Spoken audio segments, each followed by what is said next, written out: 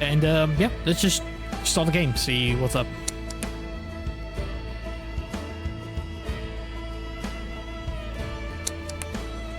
Brume features exploration and shooting gameplay. Select your desired level of challenge. Detective. Adventure, by seeking a balanced experience where challenges are engaging without becoming too difficult or frustrating. That seems like my speed. I'm not doing survivalist, I'm sorry. I'm not interested.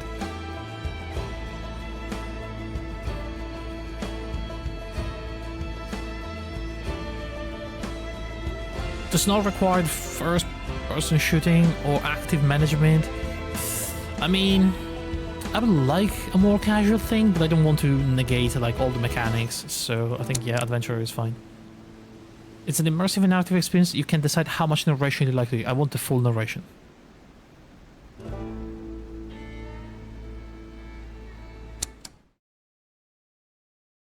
Yeah, just to see what they do with survival. I mean, if it's like last time, we should be fine, right? Like, we never really froze to death or anything. We managed for the most part. I think the hardest part of the other game was surviving the chase of the Wendigo. We did die a few times while being chased by those wolves and everything. Northern Quebec, Canada. I must take a moment today to thank the boldness of our government and our shareholders. William Hamilton built his venture on the ashes of the Second World War. The copper mine he envisioned was ransacking the First Nations' ancestral territories, drawing the wrath of the local people. So loud, isn't it? It definitely took nerves of steel to stay the course, despite all this hostility. Before long, in the face of William Hamilton's cold and uncompromising stance, the petitions and peaceful protests turned into sabotage, vandalism, and other criminal acts. The industrialists' private properties also encountered the wrath of the demonstrations. Carl Faubert, a veteran of the Korean War, was hired from Montreal as a private detective to shed some light on this whole thing. But at the end of his long journey to northern Quebec, the detective did not only encounter property damage, he also came face to face with the corpse of William Hamilton. The strangeness only kept building throughout the investigation. A powerful, unseasonable blizzard hit the region.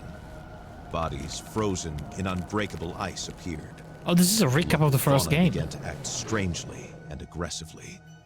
Carl Faubert began to doubt his own sanity. The detective felt the weight of a gaze, as if he were at the mercy of a powerful, feral creature waiting for the right moment to attack. Carl's fear was taking over, overpowering his reason. He was giving in to delirium. In that instant, he thought that the dark waters of the lake might shield him from the shapes that pursued him. Yeah, that was the ending. From there, he had a renewed hope in civilization, or whatever was left of it. What do you mean, whatever was left of it? What happened to civilization? Yo, we're starting directly on the boat. What the fuck? This is a direct continuation.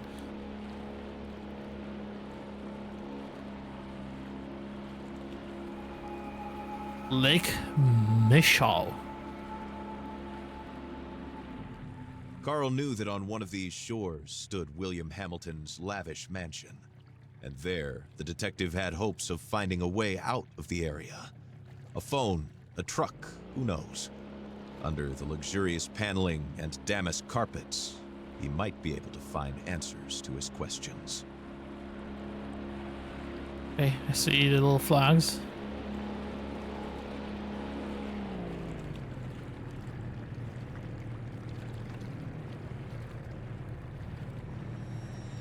What happened here? The detective wondered about the floating debris. Had it drifted out from the shore? Or had it been abandoned there in the middle of nowhere?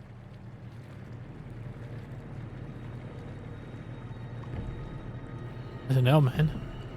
You tell me. You're the narrator. I have my gun, I have my axe, and my axe. There's no one around. What happened?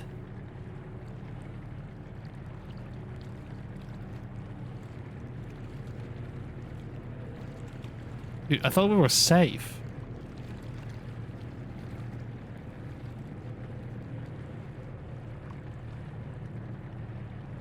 Carl saw a boat in the distance, clearly piloted by one of his own. Oh, thank God. Had he finally made it to civilization? Have I? His hopes were immediately drowned out by the sound of gunshots. Oh shit, they're shooting at me. Time to flee again, and fast. Did they actually hit me? Dude, that's frozen water. I don't know if you're gonna survive that.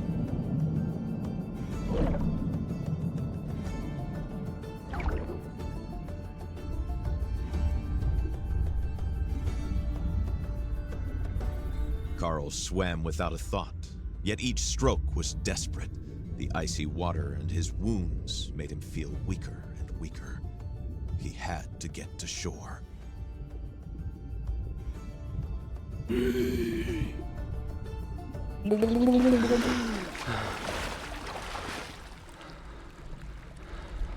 Well, I've lost everything. My gun, my rifle, my bullets, my axe. God, this guy can't catch a break, huh? He just survived the Wendigo and now he's being chased and shot at.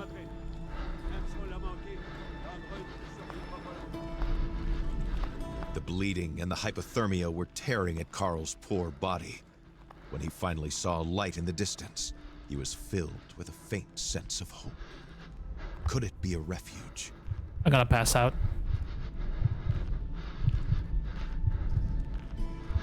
Or not. My life is almost 0. I'm freezing to death. It's not good. I think I'm gonna just... No, I made it. Please. Please open the door.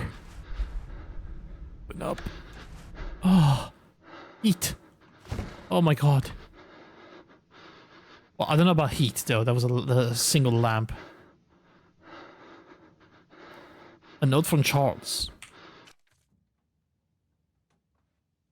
Richard? We missed each other again. I slipped the money under the door. When you're finished with the delivery, just leave the key in the gazebo. Same place as usual. I'll be gone for a few hours, but I will see you next in front of the checkboard. Be prepared to get your ass kicked. Charles.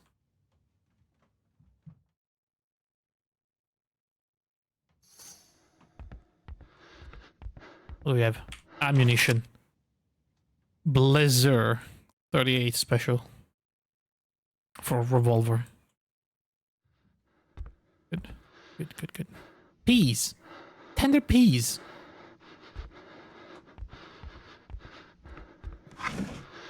Holy. Well, brother. Seems like I'm back in the game.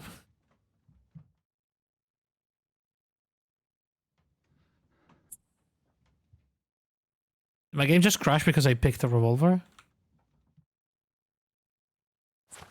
Oh. Oh, the game was pausing. Okay. That's really weird. But if I... Yeah. Okay. Oh, tab is to get out. First aid kit. I should probably use this.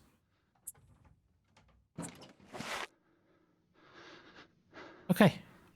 Do better. What do we have here? A flashlight. Very good. Nice. Can turn it on and off. Okay. And I can technically attack people with this. A bunch of tools like hatchets. Ooh. Okay, now that's what I'm talking about. Spare parts. A locksmith receipt, sorry. For delivery of construction supplies. 1 construction material delivery, 2 maintenance work on gazebo. October 3rd, 1970. Okay. We are now located in time. What do we have here? Batteries. 2. That is more than 2. You went from nothing to everything in less than a minute. Yeah. I mean, it's a cabin. I guess it is well supplied. As it should be. Makes sense. Alright. Carl was convinced that he would not wake up if he went to sleep in this state. It was probably best to make a fire and take a look at his wounds. Where do I make a fire? Just on the ground? Oh, there's a fire pit. Yeah, okay, that makes sense. Ah. Oh, I can save. Okay, this is how we save then. Wait. How do we save? Oh, I have to... Okay. Okay, now it's better.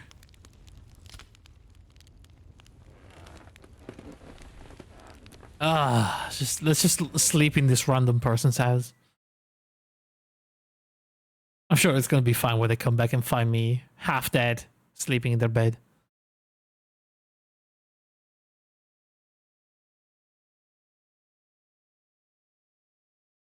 Man, I didn't think this would be like a straight up direct sequel. Literally picking up from the moment we finished the first one. Shelter. Wake up. Carl struggled to wake up. His makeshift bandages offered him little time. If he wanted to find the truth, he had to get to Hamilton Manor without delay. So, Hamilton was the guy that... Wait. Did someone came in and dropped us supplies? I think Hamilton was the guy that killed, the girl.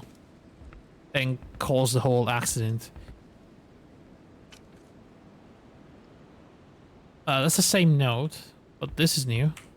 A journal can be used to note down important clues. Okay. J to press. Oh, look at this. Nice. Lake Michal. I managed to get on a boat and escape from the beast on Lake Michal. This lake connects directly to Leech Lake, which surrounds Hamilton's Manor. I hope to find people alive there, or some way to communicate with the outside world. It's about time this misadventure come to an end. Several boats and debris are floating on the lake, but no sign of the pilots. Armed men are sailing on the lake and seem to be shooting at anything that moves. Who are they? Did they shoot the others? I had to run away and leave all my equipment behind. Who can I trust now? And we have our Polaroid. A Polaroid.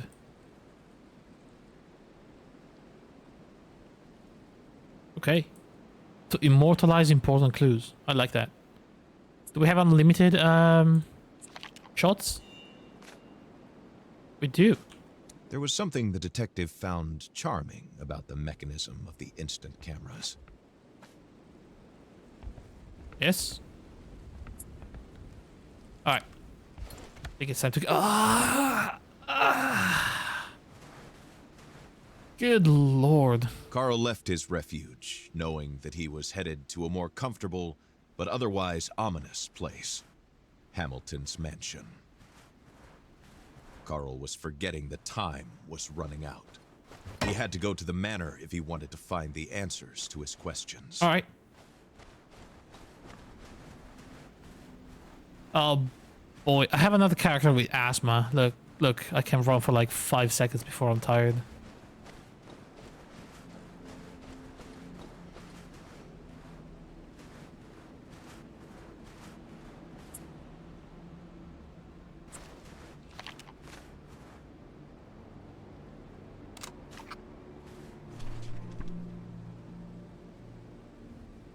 Wait.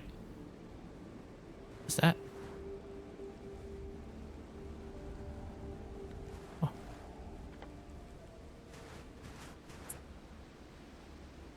Hold up, is this normal?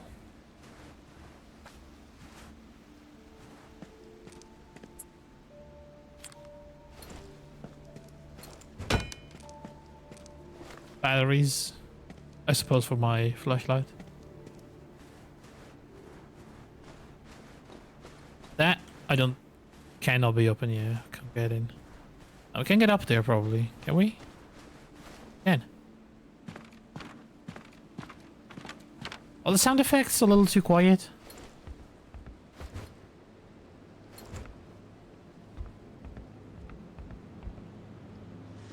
That's a manor. A majestic residence No? could be seen Okay. from afar. It overlooked the area like a fortress. Was it really the mansion? Carl could hardly believe he was already so close to his Wait, goal. wait. Take a picture. What are we doing?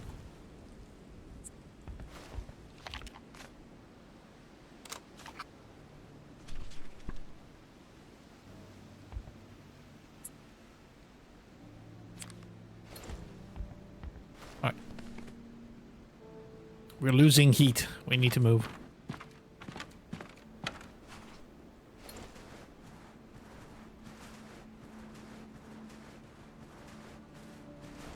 Nothing here. Let's go.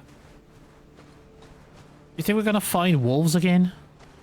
Oh god, I can see how dirty my screen is on with all this white. Jesus. But if you full screen it, you can also see like how dirty your monitor is.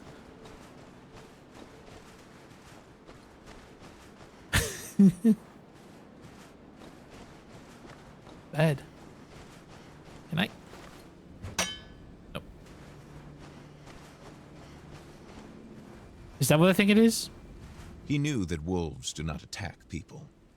Still, he had to be careful. Hey. Sit.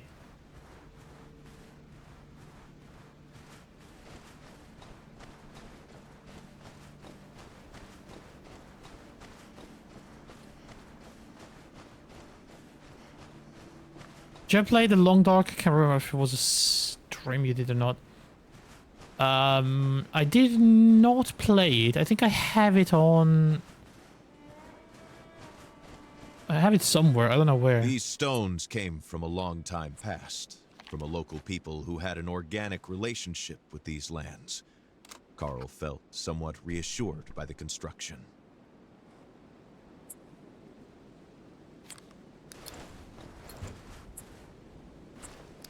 Can't remember if it was on the Game Pass or if it was like a freebie on Epic.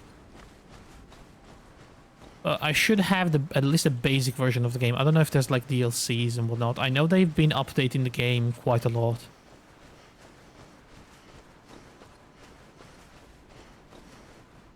I vaguely remember the game being really, really harsh on the survival mechanics though. This? Successfully scaring away a bear Temporary is great camp. for your self-esteem. The consequence of failure, however, may lead one to wonder whether self-esteem isn't a bit overrated. Surveillance notes. 22 September, arrival in Manor, no travel. Ham in his office until 3 AM. I guess that's Hamilton and not just Ham. Chuck returns from fenced area. 3 guards at gatehouse, perimeter rounds at 1:15 PM, 3:10 PM, 5:15 PM. Lots of movement of equipment, abnormal. Ham not present, stayed at the manor. Ham did not move from the manor, ill? D-Day, tonight. Chuck, me +4.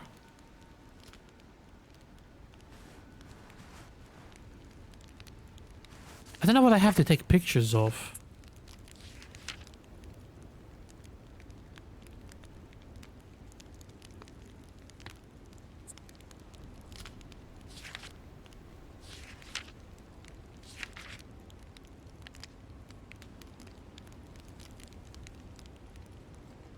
Do I have to take a picture of the camp and of the notes? What to say? Keep. Oh, I can keep this. Let's see. Okay, that was a picture of the camp. Right.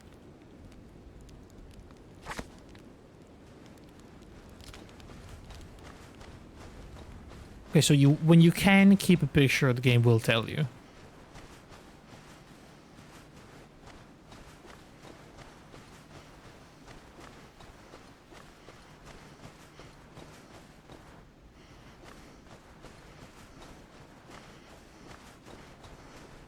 What's this?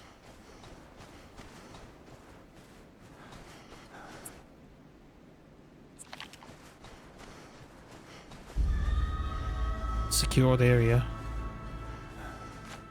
Hamilton Mining Corporation.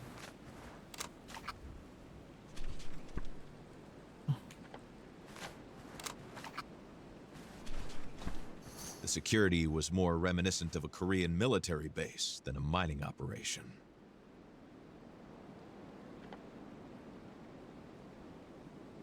Hello? This is Jay. Dude, it's actually a really obnoxious inventory system.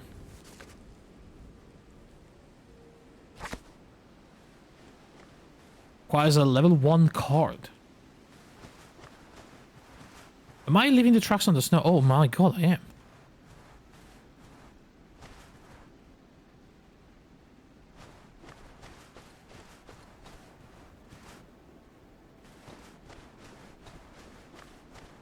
Snow tech, yeah. Carl tried to Oh, put shit. the horror into perspective. Accidents happen, and in the inhospitable far north, it happens more often. Oh than not. no, it's happening again. Nevertheless, a feeling of déjà vu stayed with him, as if the carnage was not over.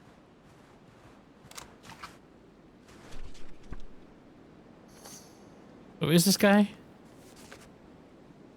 I found a wrecked vehicle and its frozen driver standing upright on the side of the road.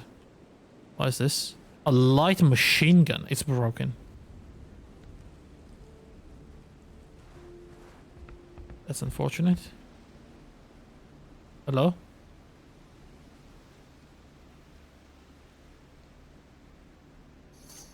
Bruise marks on the neck. Abnormally frozen body. Security officer armband. Securite. The Hamilton Mining Corporation logo. A frozen watch on October 4th at 17:20. Okay. Hand-drawn map. The plan suggested that a package had to be retrieved not far away. Carl had to keep his eyes open. Depot arms. I literally cannot understand this map whatsoever. But I An do have a access key card. a rather modern piece of technology, especially for a mining complex in the far north. What could it possibly open? What do we have here? What were these mysterious fragments? And why was there a warning about the Brume? This letter raised more questions than it answered for the detective. Sorry, E to read. Intervention Protocol Disaster Crisis Contingency for Hamilton Mining Corporation. The employees of the Emergency Intervention Unit, in case of an explosion or a disruption with a matter, quickly retrieve the secured box located in your coverage area. With the device, locate the fragments to collect without delay. Beware of the matter's volatility. What matters? Under no circumstances should you get close to the Brume. Collect fragments with the mine's usual protocol. A special lab is the only safe place to bring back the fragments. What? Now? The fragments? Radioactive material protection caution. I'm taking that? This kind of lead-lined bag had only one purpose. Oh, To contain the radioactivity. that's a Geiger counter. Carl picked it up, hoping with all his soul that he would never need to use it. A modified ionization chamber used for the detection and measurements of radiation. That's an old school. Oh, dude. It's happening. All right.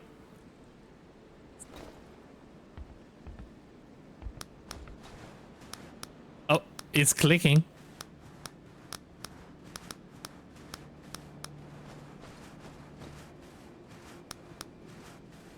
Oh, shit, man. Oh, sorry, I'm picking up herbs now? Crowberries? Black crowberry has long been a part of the diet of the Innu of Quebec, who consumed it to protect themselves from the cold. Oh, actually, that's really nice.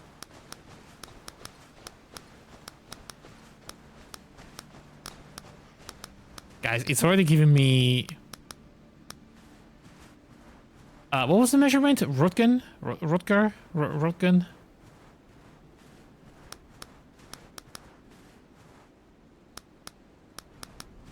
Already giving me 1 though.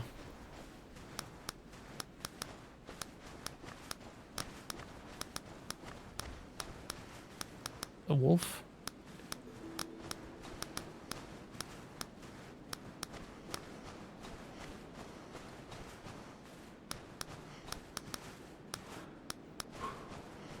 Get my going.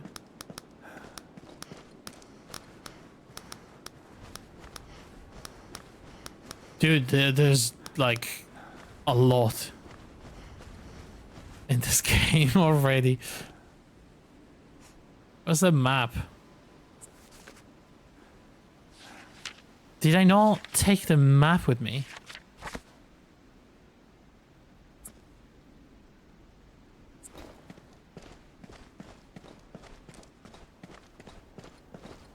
Stay away from me.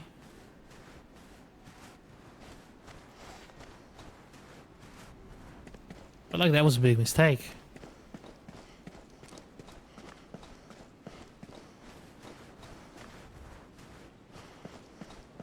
Carl's intuition stopped him. Somehow, he knew that this road would lead him to ruin. Okay then. What needs the map where you have a narrator? I suppose.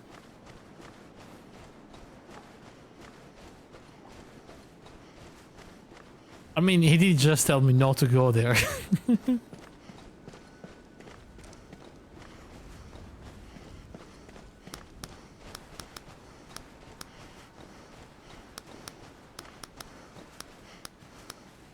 Dude, we're at 2, almost 3.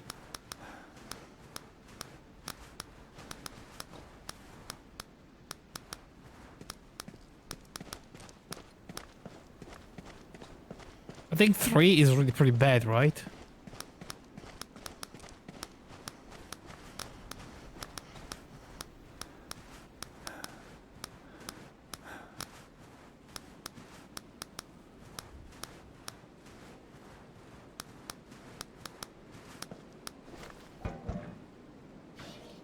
It's unlocked.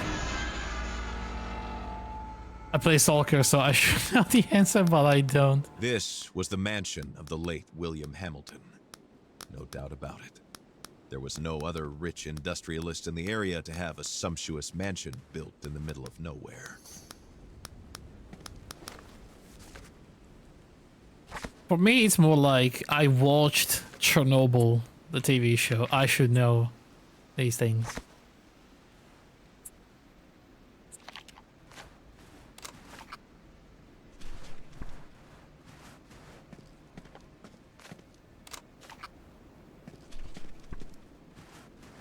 What does that say?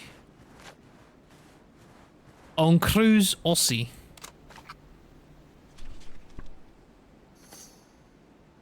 What does that mean? We're digging too. It's an organized group investigating Hamilton, or is this mining company? More graffiti. Graffiti that says murderers. Where was that?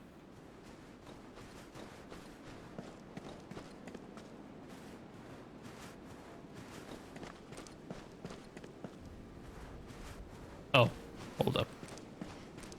Assassin. Ah, assassino.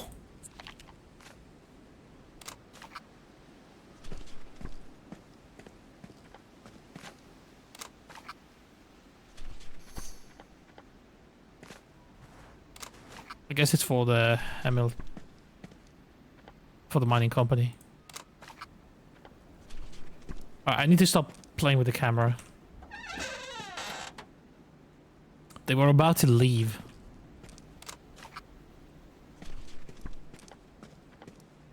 Can I open the door? Doors are frozen shut. There's nobody in the vehicle. Alright. I know how to open the door. Really?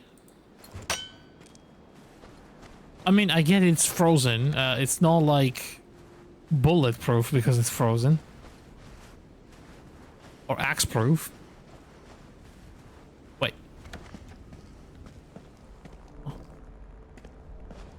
What's this? Spare parts. Anything weird going on in here? Prime. Motor oil. More spare parts. More ammo. Cabinet with a bunch of batteries. More batteries. Radio. Parabolique number 66, Etienne Lemieux. Do I have to take a picture of that? No. Radio.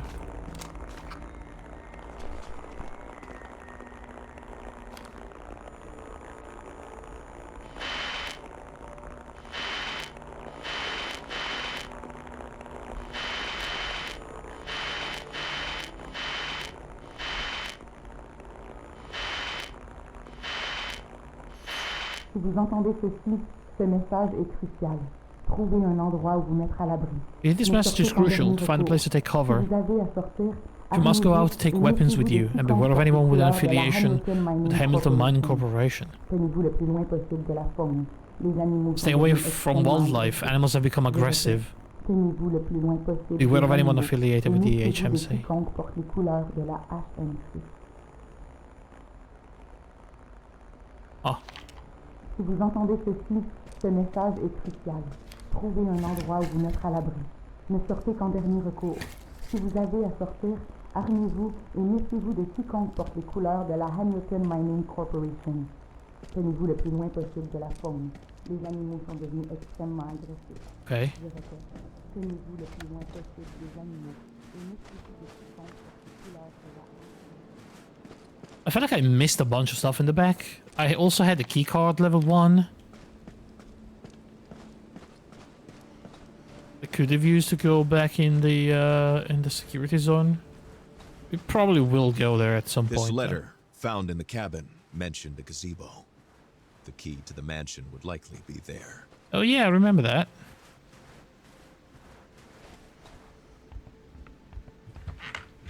They said it's in the usual place, so it's gonna be like in here somewhere. There it is. The mansion. Easy.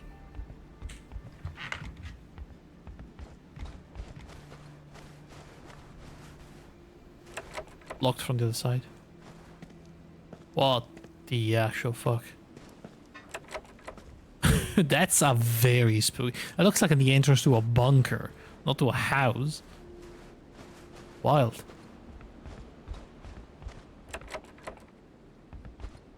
Do I actually have to use the key? No.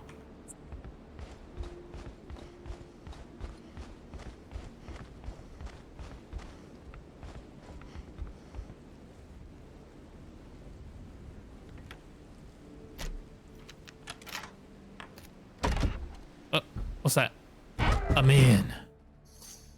Whoa. Snowed in? What the... Okay. Someone was either arriving or leaving. I'm guessing leaving?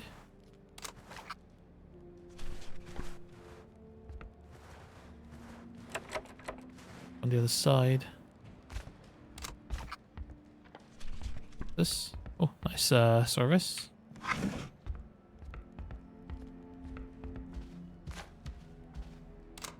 I feel like that should have been an important picture.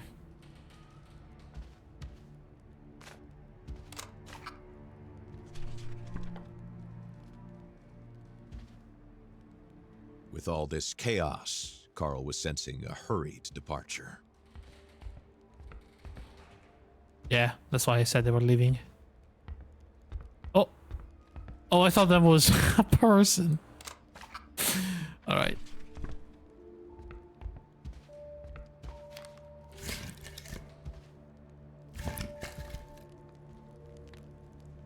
I'm very generous with the fireplaces so far.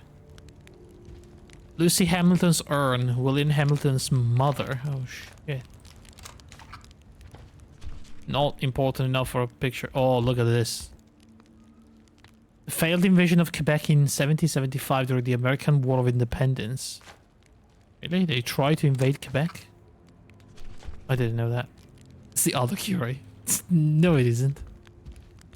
There's no other Curie. Well, there is another Curie. I don't want to say there isn't, because that would imply that I'm the fucking furry. Well, there is another Curie. But we don't talk about that. A presentation of a draft of the United States Declaration of Independence. Apples. No signal.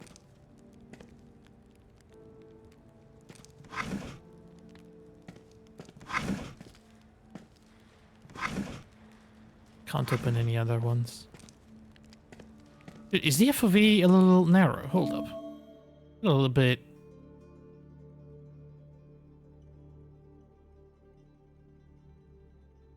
I don't know what these numbers mean. Let me try to just up it a little bit.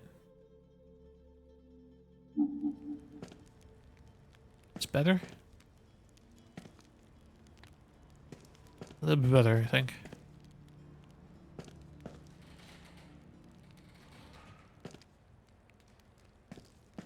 It was actually getting me a little dizzy. It was very narrow. Well, this might be a little too wide. Just a touch too wide. Hold up. Try 55. There you go. Probably the right one. What are you doing? What are you doing? Help me.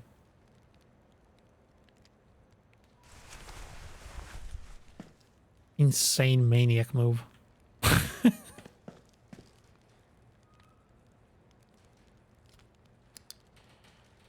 Missed appointments.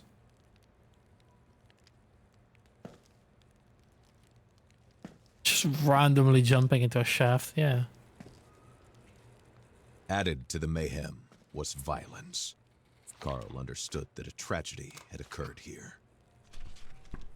Carl could not decide which was more frightening, the mysterious impulse the inhabitants had to escape, or the inexplicable way in which their escape was interrupted.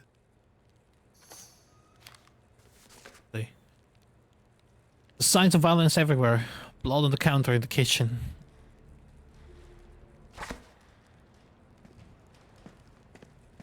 The heck is that? Crosswords.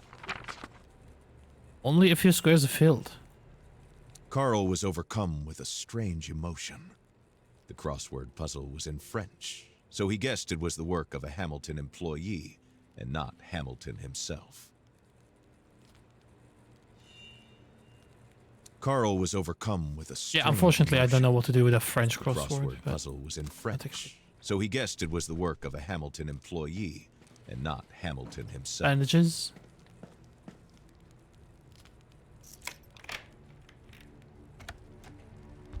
Oh, we unlocked the secondary entrance. Good.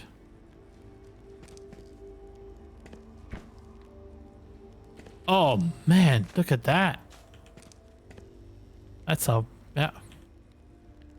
Can't even close the fridge back. Oh. Yes, that's I mean it's probably cold enough it's not gonna spoil, but kind of rude going into someone's house and leaving the fridge door up.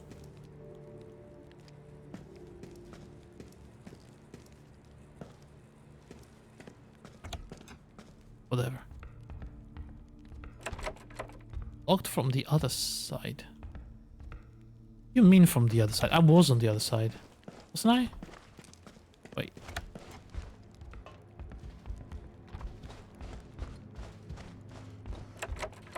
Oh. Never mind. I thought I just got turned around. That still looks like a dead person.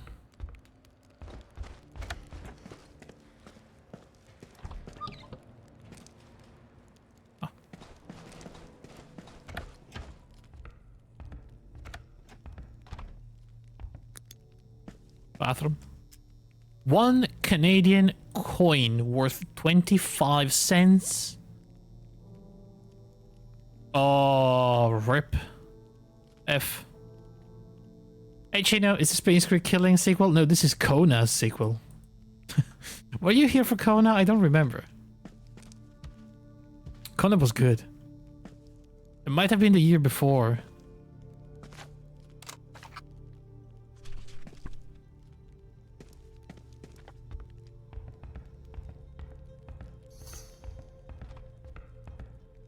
From a simple case of vandalism to a mysterious murder, Carl found himself right in the middle of a battlefield. What could possibly await him now? It is a horror game though, so... I'll be here in about 20 minutes, wait for me. Alright, I'll see you then, Chino. Bullet holes, a barricade. Bullet holes? Wait, hold up, what are the bullet holes? Bullet holes...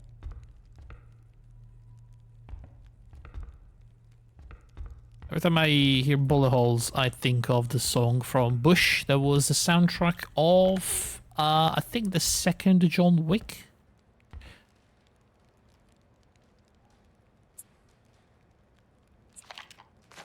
Good song, I like it. How is that not a clue? Clearly, whoever keeps the Jolly Chimp is a fucking psycho. Oh my god, it's awful. Oh, it's horrendous. They modeled the teeth. Oh, it's bad. It's battery operated. Oh my god, it's even worse. Just stick two batteries up his arse. Fucking hell.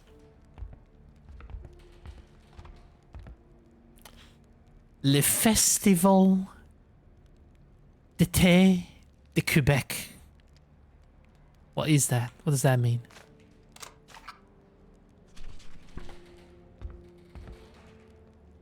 Do I have to get my Google Translate app?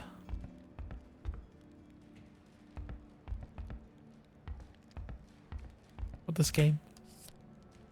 Le Classel. Rock and Roll Quebec Band. Alright, that sounds neat.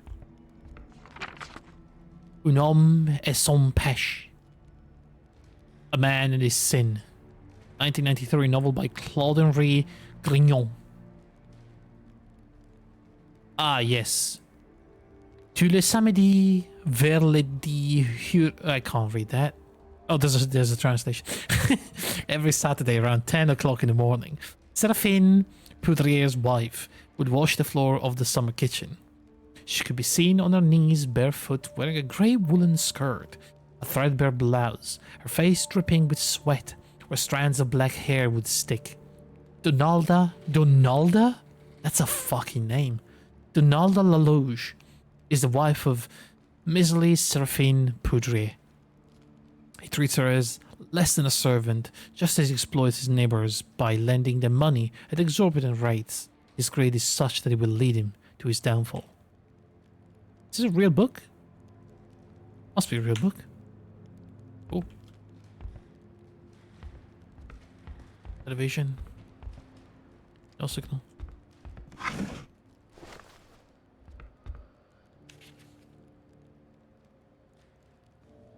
Retrouver Maggie. Finding Maggie. Novel by Henry Esther. Let's see, what is this? Le détective privé. Harvey Buck. Sorry. Le détective privé Harvey Buck. Clearly French name. And the second word is unspeakable. Croyer. Et la voix termine avec Maggie Sullivan. Yep. Can I actually read the Private Eye Harvey Buck thought it was done with Maggie Sullivan. She'd paid him his fee. He'd handed over shots of her husband's cheating on her. But one morning, Peter Sullivan turns up in his office and asks him to find Maggie, his wife, who's been missing for several days. Detective Buck trademark acerbic humor is on full display in this comical, blood-soaked thriller. His quest, which takes him across the United States and up to Canada, will have readers shivering from both anticipation and the cold. Originally from Chicago, Henry Esther, formerly known as Henry Hamilton. Oh, it's a guy. and he had his life turned upside down. When at the age of 14, he left the land of his birth with family to settle in northern Quebec. During this point, the writer's life confirmed his literary destiny and led him to fully embrace the language of his adopted country. He wrote his first novel, He Had No Name, during his law studies at Université Laval. Handwritten note for Émile Brume, who's always been there for me even through difficult times. Oh. Okay.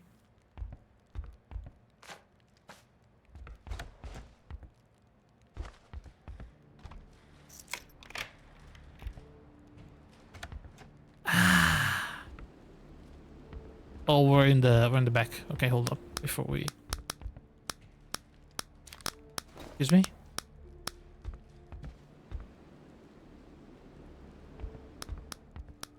Uh-oh.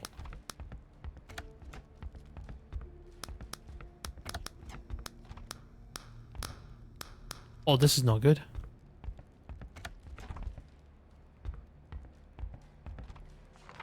The Wild Hunt.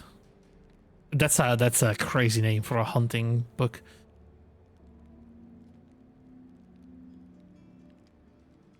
Are you using the right cartridge? Bird nobody can hit! Exclamation mark. Ask Wild Hunting. Do you hunt moose with a sight? North of Quebec fishing paradise? Fact is, any number of rifles might take a squirrel for you. Just one, however. The Leamington Nylon 66 rifle. Sheer perfection for hunting squirrels. It is lightning fast to handle and to fire. It's lightweight, perfectly balanced, easy to load and to unload. Additionally, its largely synthetic construction means that the Nylon 66 can operate without any added lubricants. Is that basically a plastic rifle?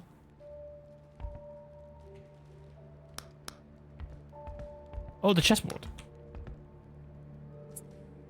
White is inching towards the feet.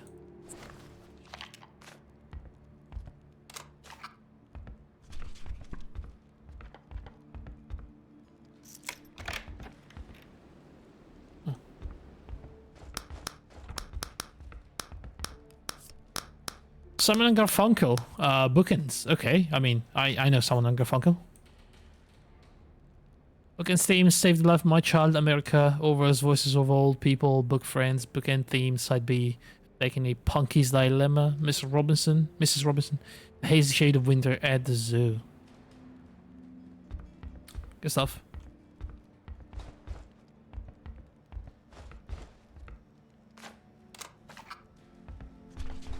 It's been a while since I listened to some Simon and Garfunkel, actually.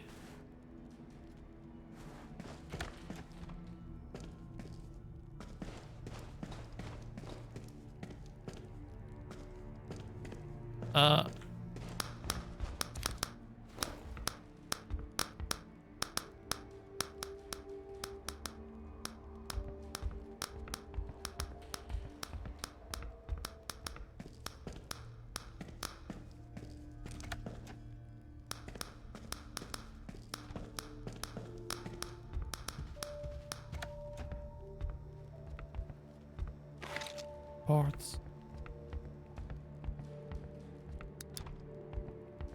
I should turn it off if I don't need it. I'm gonna run out of batteries. I don't have that many. Coat's collecting dust. Oh. Carl could feel his muscles weakening, his breath wheezing, his body going numb. What was happening to him? Might be all the radiations I'm soaking.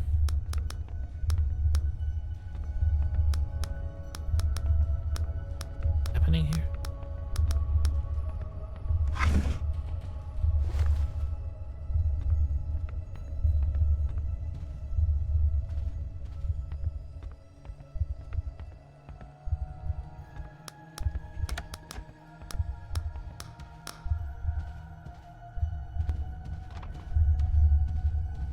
What is going on?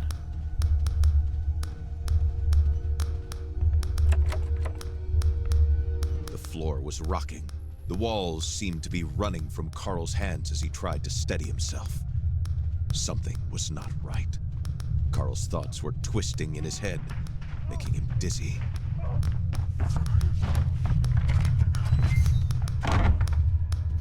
The hell was that? In one hallway of the mansion, the radiation detector was triggered and I suffered a dizzy spell followed by a various hallucination. With a brief moment of delirium, I saw clearly frightened men running from one room to another. On the path he took was a bloody handprint. It's quite real and visible on one of the doors. My detector is leading me further on to the other side. I should be careful. And this is the book of spoilers, huh?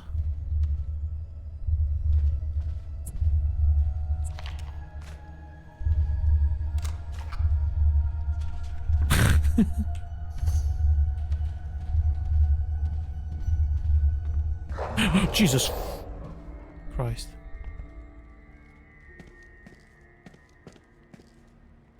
Dude.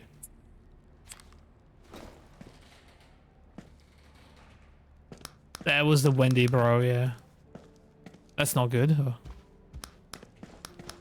What was it doing over here? We already crossed the entire lake? And I was a fool thinking we were safe. God damn.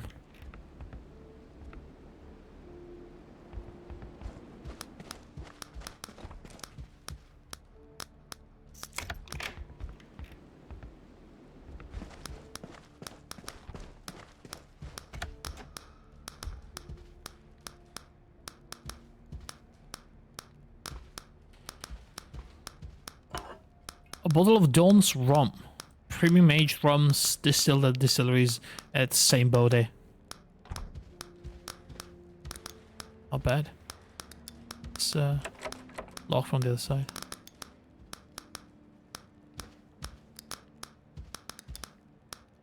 Cool paintings. Yo, it's up to 3 now, guys. Not doing well. RC 255 vodka, quality Cuban vodka. Ooh. Oh my god, Lemieux Silver Absinthe, prestigious bottle of spirit with high alcohol percentages. Last absinthe I had was 70%, but I also had one that was 85 and one that was 90, basically pure alcohol.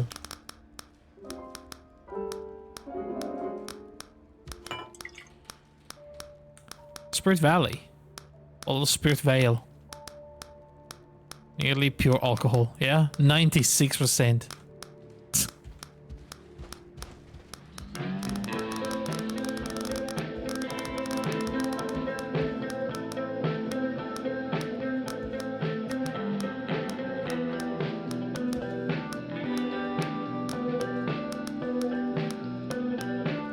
Dude, look at the RGB on this thing.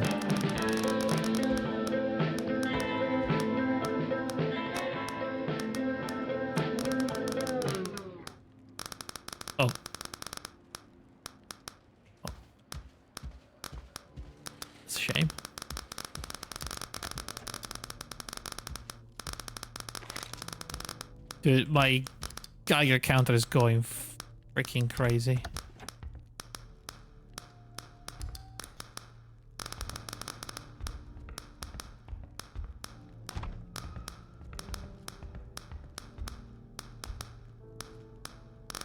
So he came from here and he went down this way. And then barricaded everything? Special key required. Yeah, this is where the real radioactive stuff is. Oh, this is nice. Can we take a...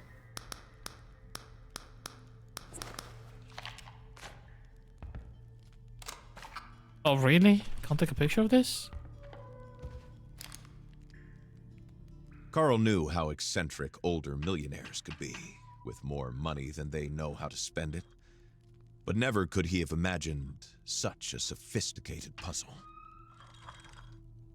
I mean, it's not really sophisticated, though, is it?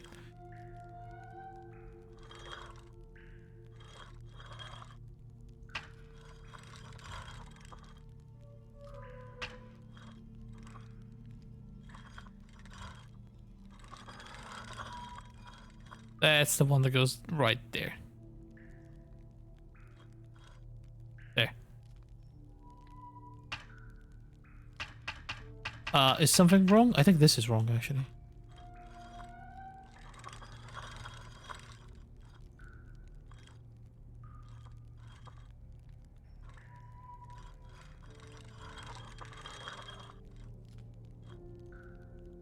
Asia. If that's North America, why am I in Japan?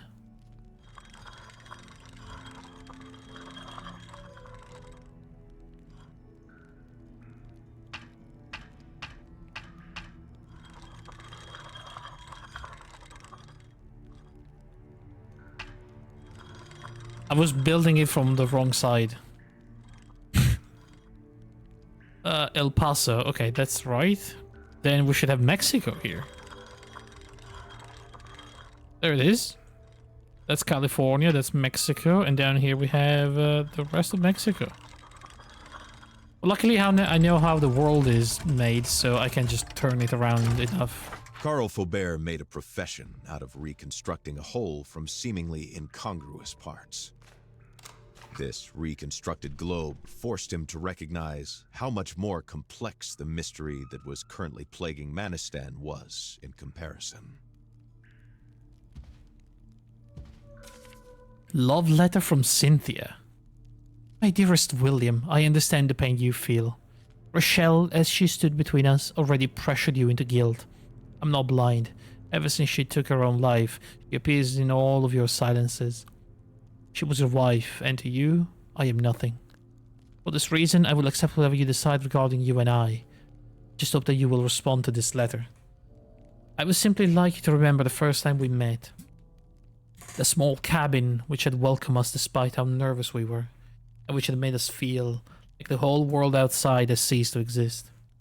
I want you to remember the perfection of our movements, of their authenticity.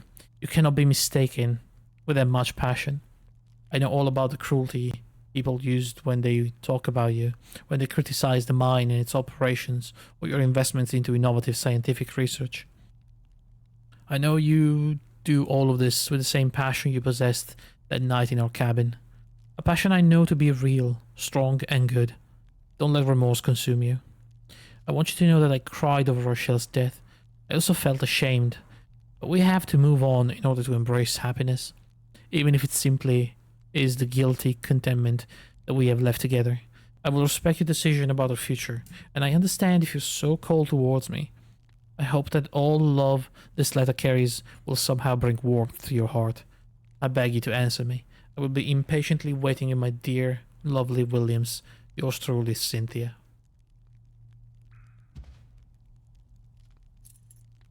That's a heart-shaped key.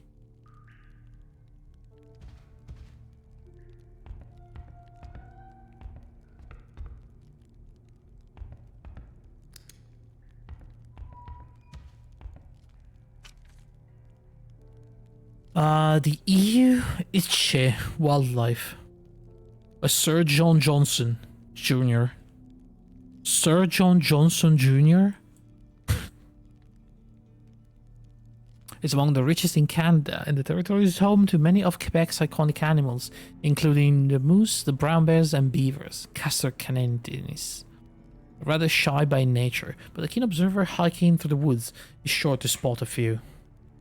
Okay. Stairs. The Windows of Perception by, we don't know, on psychotropic drugs. An encyclopedia listing psychotropic drugs by Rogers Cunningham and their effects on the human mind and body. Trifluoperazine is a typical antipsychotic of the piperazine phenothiazine class. It acts primarily as a postsynaptic dopamine receptor blocker. Its properties make it suitable for treating patients who suffer from hallucination or psychosis.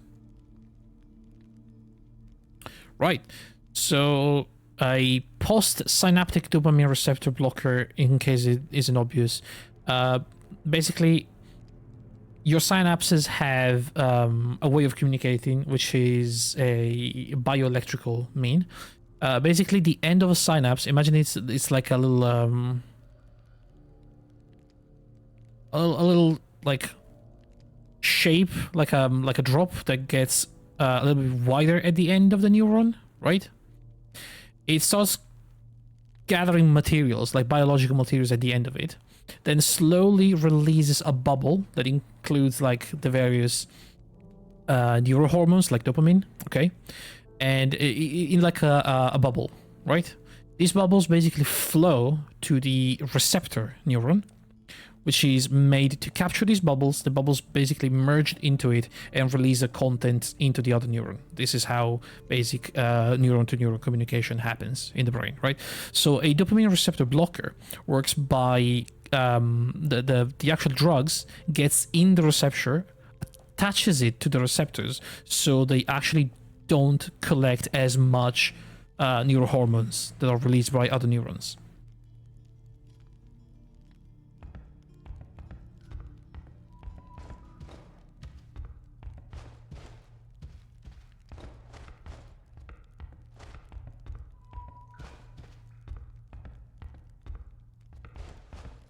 That is, yeah, the basic of the blockers, the receptor blockers.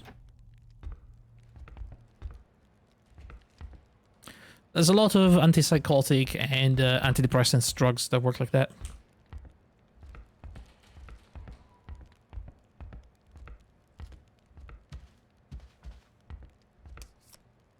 Time Out by the Dave Brubeck Quartet. Oh.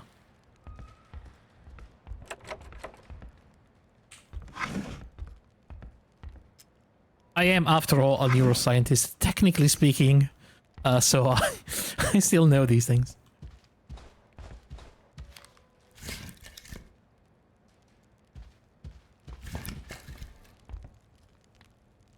It's funny to say. It's like I don't believe it myself, but I am technically a neuroscientist.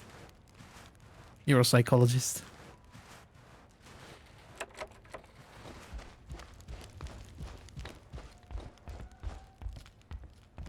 Technically. Why is this locked? Have we hit like a wall? Do we have to go back now from here?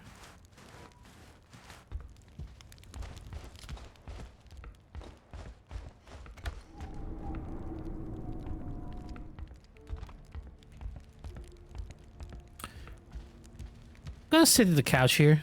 We're just gonna chill with Mr. Moose for a second while I take a sip of water because I did not like what I saw in that room. So I'm just sitting here where it's nice.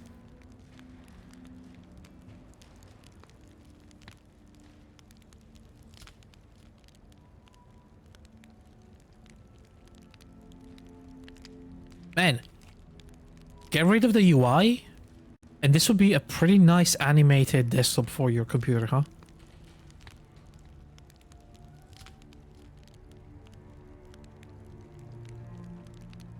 Alright, let's get up.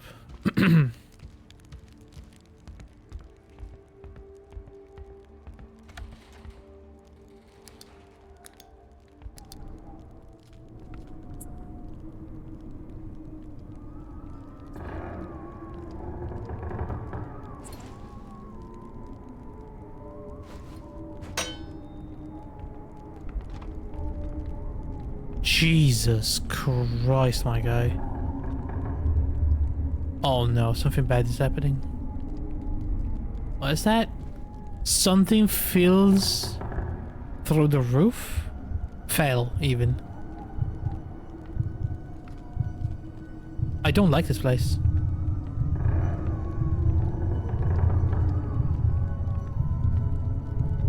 Carl was struggling to move forward. His feet could hardly find their way in front of him. He doesn't know which way he came from or the way he's going. Everything seems to be going in a circle, a spiral carrying him. He doesn't know where or how.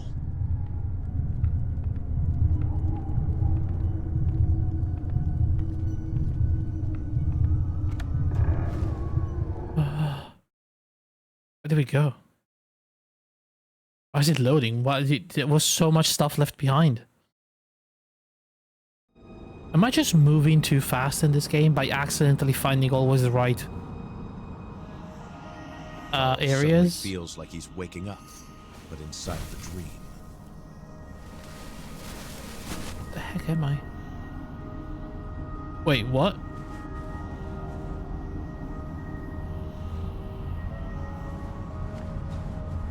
The cold hits him suddenly, like a bucket of freezing water. Had he completely lost it? Or was he supposed to accept the manor's strange architecture, suddenly leading him to the middle of nowhere? Wait. Huh?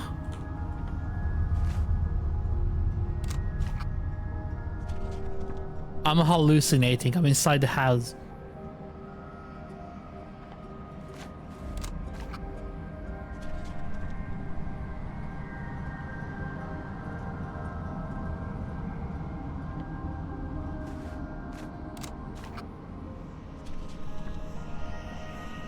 Oh my god.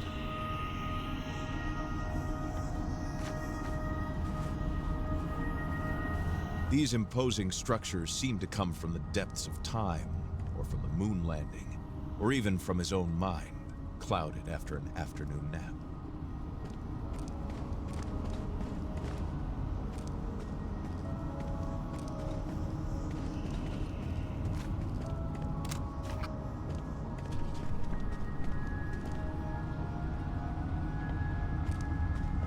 The detective had no idea how it worked, but the stones seemed to slide on the rails smoothly as soon as the totem pole was rotated.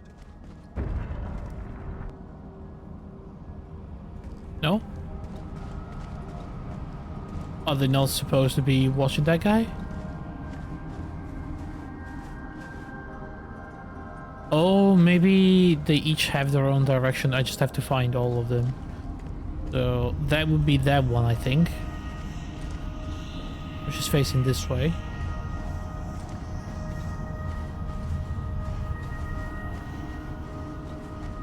But if I walk around, I can find the others. Yeah, okay. The one that has basically the mouth and the little stripe on the chin is looking that way. Okay, so mouth and little thing on the chin, which is this one, looking this way.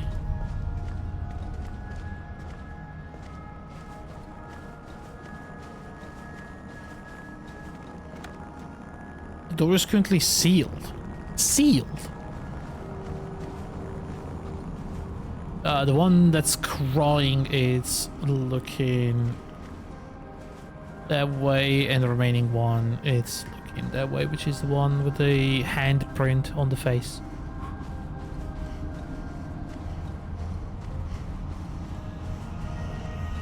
So handprint on face, it's this one, and that one is the one down there. He did not know how or why, but Carl sensed that something in this game had been completed, and now they wanted to lead him to this cabin. Yeah, but what's up here though?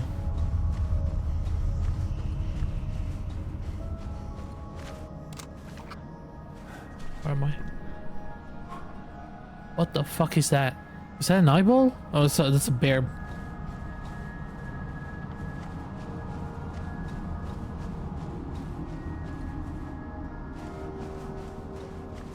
This is pretty cool though.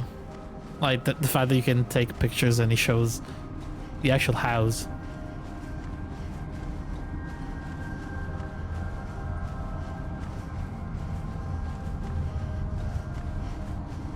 So why are we hallucinating this? Is it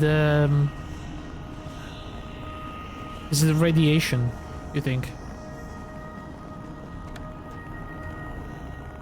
Is there no Wendigo? Are we going insane because of the radiation? Strange letter. A burned pendant. A picture and a hole. Alright, let's see. Content is reminiscent of a psychotic delusion. Corbo had been left all alone. abandoned to his fate. Corbo. There was no longer anyone to rescue him from the torrent of hatred that swept away his heart. We'll be back soon, we'll be back soon, we'll be back soon, we'll be back soon, we'll be back soon.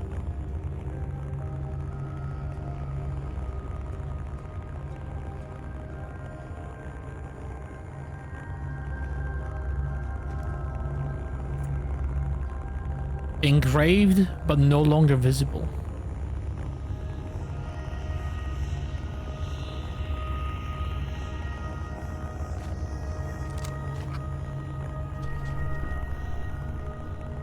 It's nothing. I just took a picture of my feet.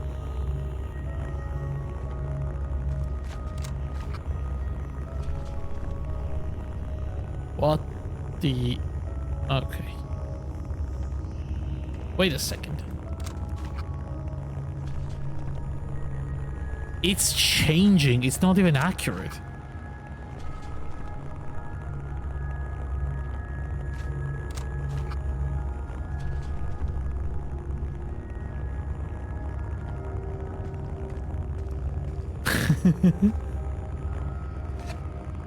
Burned picture, a woman's face. Is this? We don't know.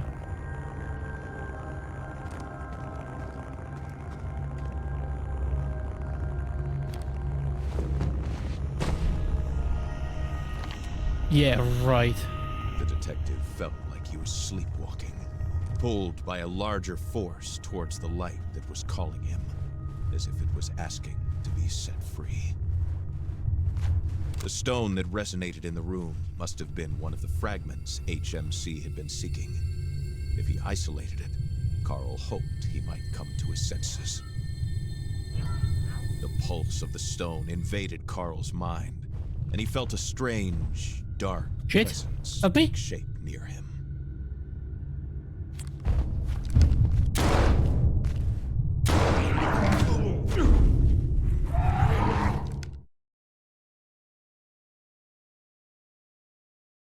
Did I die?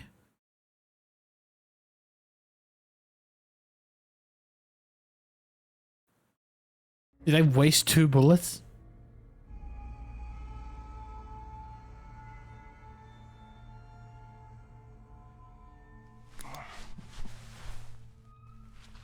I really showed that there though. Odd blue stone. Radiates an unsettling energy. Yeah, that's called radiation. And the fact that I'm just holding it means I'm basically a corpse already.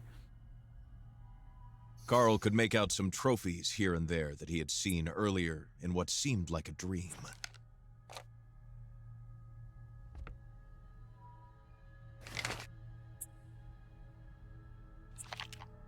Alright. Bloody hell. Made me waste 2 bullets, huh? Give them back. Give me back my bullets.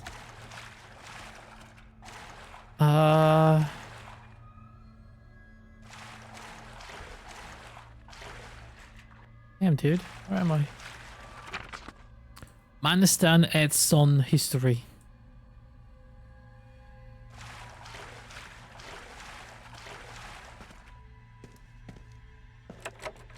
Locked.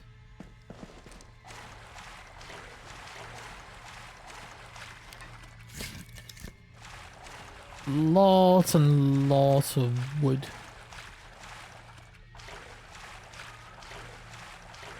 Don't know where I'm taking this exactly.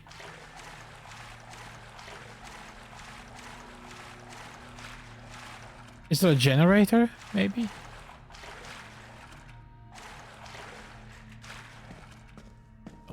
There is a stove here, though. I'll save on another slot just in case. Batteries. Anything useful here? A toaster. A valve. 4 bullets. Okay, I got paid back.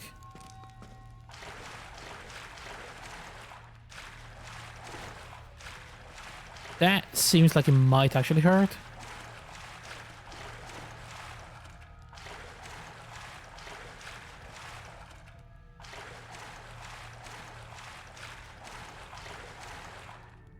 Pressure is at maximum. Okay, I have to release some pressure. Don't climb in the fucking thing, my guy. Psycho. Cannot be rotated. Yo, another revolver? Dude, I can dual wield now.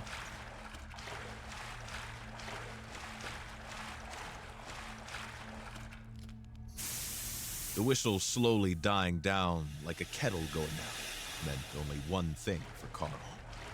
Mission accomplished. Yay. Oh no, it's still being weird though.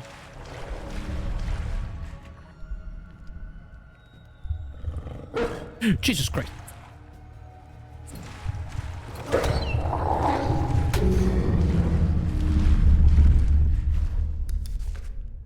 It had the shape of a wolf, but Carl Faubert knew instinctively that it was not a wolf. Nope. That gaze that never left him, that icy blue gaze, was not that of an animal. That was an agent of the freaking Wendigo.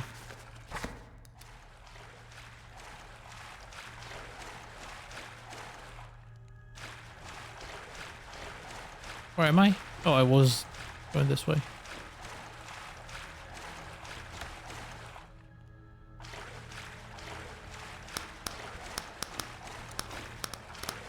Shit. Needs key. A bunch of boxes. Wait, what was this way then? Was it nothing?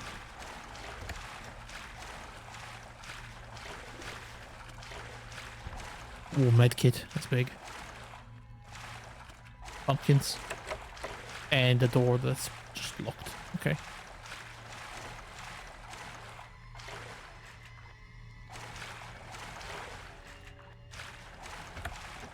At least it's not cold down here, right?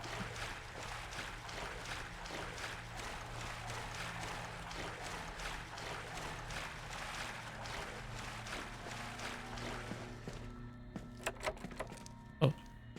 Locked. How about this one? Just wood. Okay. I don't know why I thought it was another way that I didn't fully explore, but... Not irradiated for now.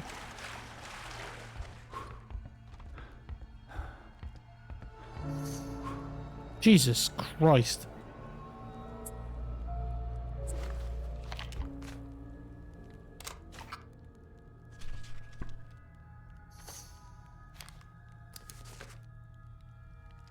Obviously, I'm not the only one to have come across beasts, but this poor dead woman wasn't as lucky as I was.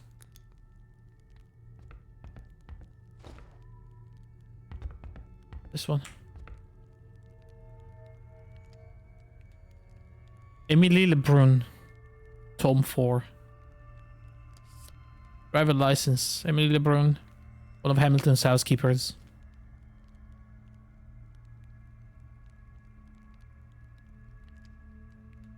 Canadian.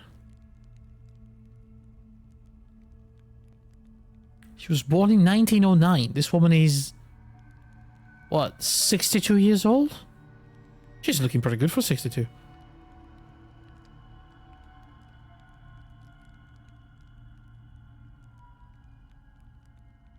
Man is wolf to man, said the philosopher. Seeing the state of this poor woman, one could only imagine such fury, which would explain the barricades and the fright that Carl could sense in the chaos of the place. What had happened here was not caused by a man. Diary of Emily. June 9, 1969. Nice. We have a new resident at the manor. Jules is his name. An employee of the mine. He's very cautious and not very talkative. He avoids a gaze when you talk to him. His room is unusually clean. This morning I went to change his sheets and his bed looked as if it had not been disturbed since last week. It is still made exactly the way I had made it. I didn't see a trace of laundry, clean or dirty. He doesn't even have a suitcase. Does he sleep here? Or does he hide at night? I put Charles on the case. It's good as spying. August 18, 1969. Hamilton is coughing more and more. I caught him hiding a handkerchief full of blood in his pocket the other day at a meeting with some businessmen. I tried to bring tea and was practically chased out of the room. November 2nd. Last night I couldn't resist to keep an eye on Hamilton. He is so skinny. I worry about him. As I approached his room, I heard Jules. I didn't understand what they were saying, but it's an odd time for a formal meeting. Our investigation was unsuccessful, by the way. We still don't know what Jules is doing at the manor. Jules' president said the manor is almost invisible. He's working with Mr. Hamilton on something, but I don't know what. I don't like no knowing. It makes me anxious. September 1970, basically a year later. I was awakened this morning by the sound of broken glass from the living room. It was the work of some vandals. The window is completely broken. They even left graffiti on the garage. Mr. Hamilton was furious. It's the first time in months that I've seen any vigor coming from him. He said he would hire a detective to find people responsible.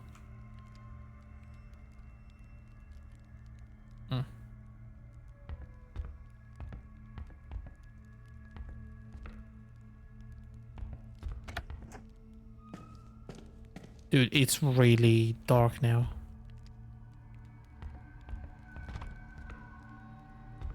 Wait, is this?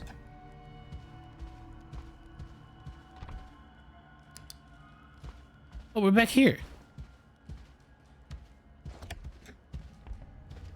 Oh, the light.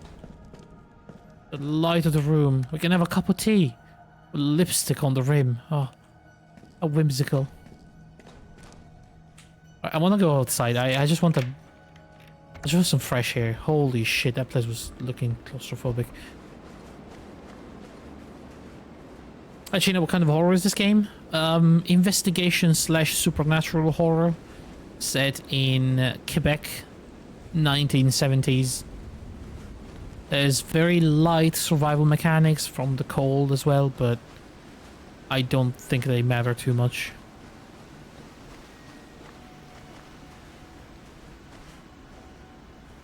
Rochelle Esther Hamilton. To my dear beloved and talented wife, the world is now dimmer without your inspiring flame. You're always Chicago's best actress. Rest in peace. 1950-1959. Is this important? Not sure. Don't think so.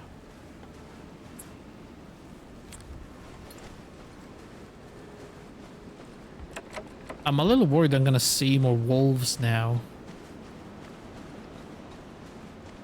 Like that. Out of all of the animals in Quebec's fauna, the wolf was perhaps Carl Faubert's favorite. Its nobility and beauty were matched only by its ferocity and intelligence. Get fucked. Carl Faubert was a sensible man. Attacking that wolf would not be among his smartest life choices. Shut up, what do you know? Narrator. The fuck? What does that mean? Did I do something bad?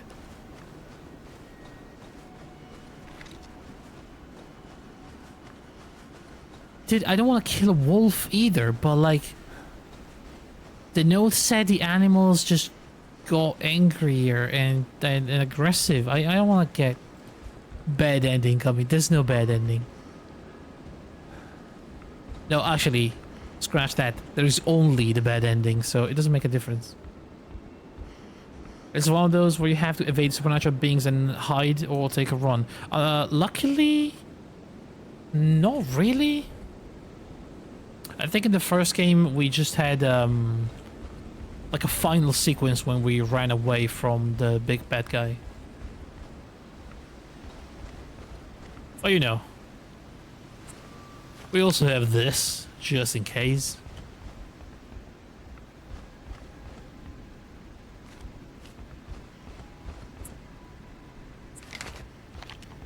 Faced with the issue of an empty tank, Carl had to find fuel.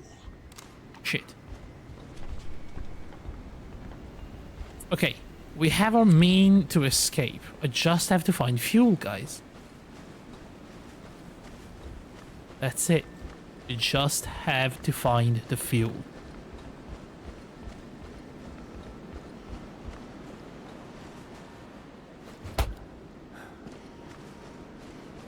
It's always the bad ending. Oh. We're fine. Damn it. Are you there in the first place? So this is a direct sequel from the first game. We basically have been chased away by this creature, the Wendigo. We jumped into a boat and we were running away from it towards civilization. Except civilization doesn't really wasn't really there. We just found the mansion of the guy that caused the entire accident in the first game, and so yeah, we're kind of screwed. We're still investigating, basically. The guy owned a mining company and was mining something, but we don't know what. I have a feeling it's not good because we have a Geiger counter.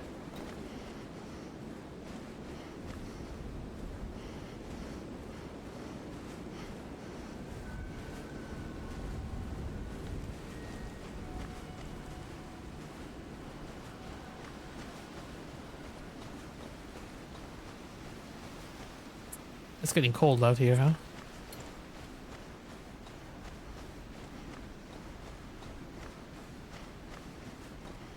Okay, there's no secondary entrance. We have to go back here. Inside. Why are all the doors locked, though? What's this? George Orwell, 1984. Oh, great book.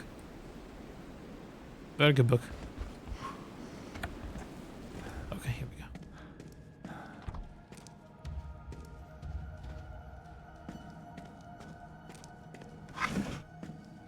Oh, ammunition. What is happening here? Oh, bloody hell.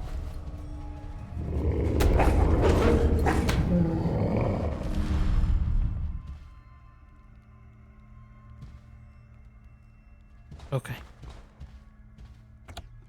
Don't worry, guys, I got it.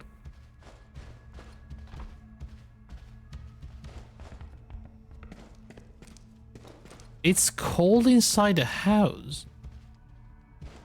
It didn't used to be cold.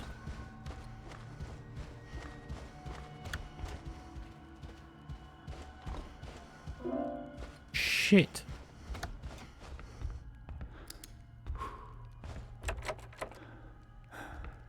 I don't have the special key. I thought it was the hard key, but it isn't. A Wendigo? I'm guessing it was some kind of mining accident in Survivor 80s, dead comers and turned into Wendigo. No, it was actually a hunting accident, and I don't think anybody ate anybody. But they did bury a person without proper rites, I think.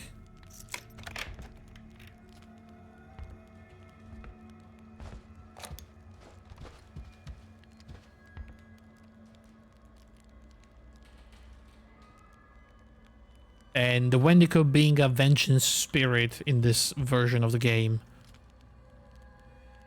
came back to haunt all the people involved in the murder.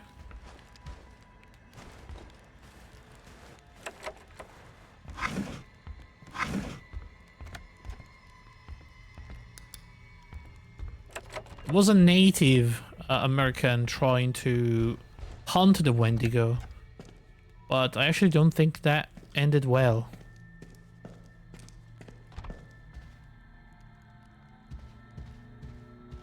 Did we ever find out what happened to that guy? To the native hunter? Were you involved in the hunting accident as well? I was a private investigator hired to investigate on one of the suspicious deaths. I think he was one of the people that was killed by the Wendigo. But when I got to the place, everyone else was already either dead or gone.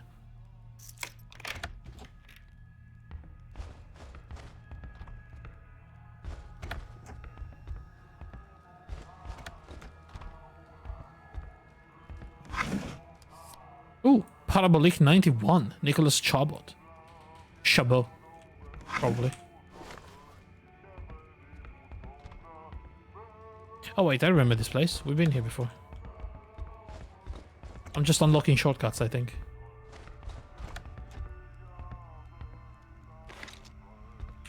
Dude, I have a bunch of spare parts, but I haven't found anything to use them on. Morello's border cartridges with Morello's bullets? This is 303. That's for a rifle. Hell, yes, okay. We just need to find a rifle now. Oh, shit. Okay, don't worry about that. What did it hunt you then? If everyone is dead, isn't the Wendigo do this done? I actually have no idea if once it's alive it can be stopped. Also, we found the Wendigo. It was frozen like a statue, but then I pulled an arrow out of its body and the Wendigo started moving again. So maybe the hunter stopped the Wendigo and we accidentally re-released it.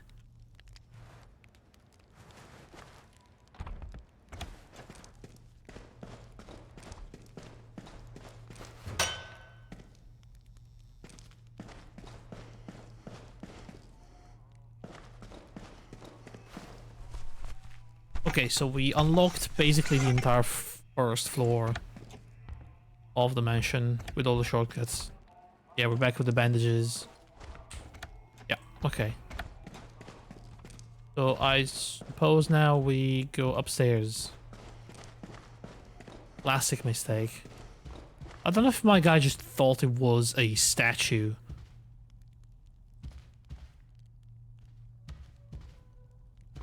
I honestly have no idea why he pulled the arrow out of the freaking Wendigo.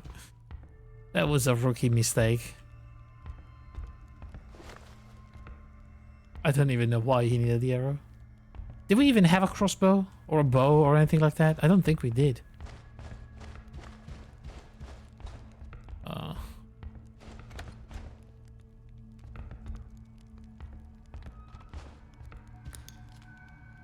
Oh, mate.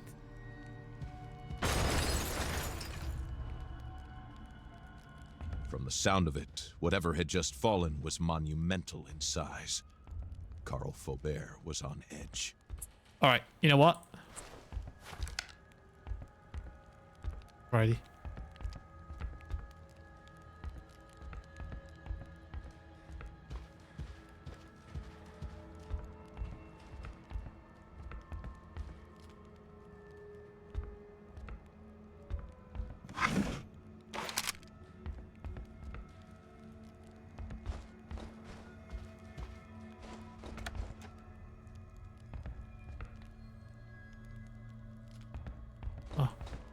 We're in the room above the globe. Lots of really good paintings in this game though. Holy crap. I would really like to get a collection of the painting. You know, most times these games do art book with like sketches from the game and stuff like that, but I don't think I've ever saw a proper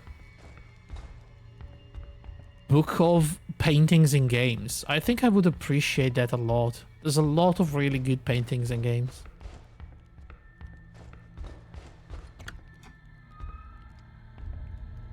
What the fuck is this? Oh, I ain't doing this. Like, I'm thinking of the paintings in like, what's it? The Bloober game. Layers of Fear. I'm thinking of the paintings in Dishonored. There's just so many. January of Emily. Years 1961 to 1964, so older. I awoke this morning to the sound of movers emptying Rochelle's private boudoir of all its furniture. The room is now used as a storage area. This is the first thing Mr. Hamilton has done that has even minimally concerned his wife since she left. I wonder if it wasn't prompted by the letter that he got from his son. Karen wrote to me as well. He finally found out about Rochelle's sad ending. What a great gift for the new year. I received a package this morning from Quebec City. It was a copy of Henry's novel. His very first novel. Written in French. And inside, the most beautiful gift I have ever received. The book was dedicated to me. I cried over it. I'm already on the 3rd chapter. This boy is like his late mother. He is an artist. This morning, Mr. Hamilton spilled his coffee on some important papers and asked me to do what I could to save them. The papers meant nothing to me, and God knows I'm a nosy person, but the surge of curiosity led me to look at them anyway. One of them was a bank transfer slip to Mr. Hamilton's personal account. When I saw the amount, I almost screamed. I knew Mr. Hamilton was wealthy, I just had no idea how much. Interestingly, the money came from a foreign account. It was a branch in Eastern European country. Mr. Hamilton is looking thin and pale. He's working too hard for my taste. He's neglecting his health. I'm worried about him. Some gentlemen in jackets came to the house today and tried to ask us about Mr. Hamilton. They were asking about his financial situation. They spoke to me in a very unpleasant tone. I stayed vague. Oh, IRS. I redeemed some points yesterday and I bought Odyssey for 10.50. Not bad. Did you already play some of it? Or did you play it previously on the Game Pass?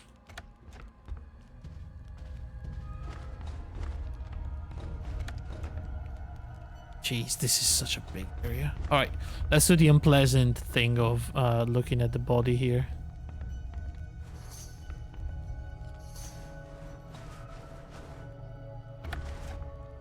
Oh, this was that. Okay, fair enough. Oh, that's blocked. That's a normal room. And then there's this guy.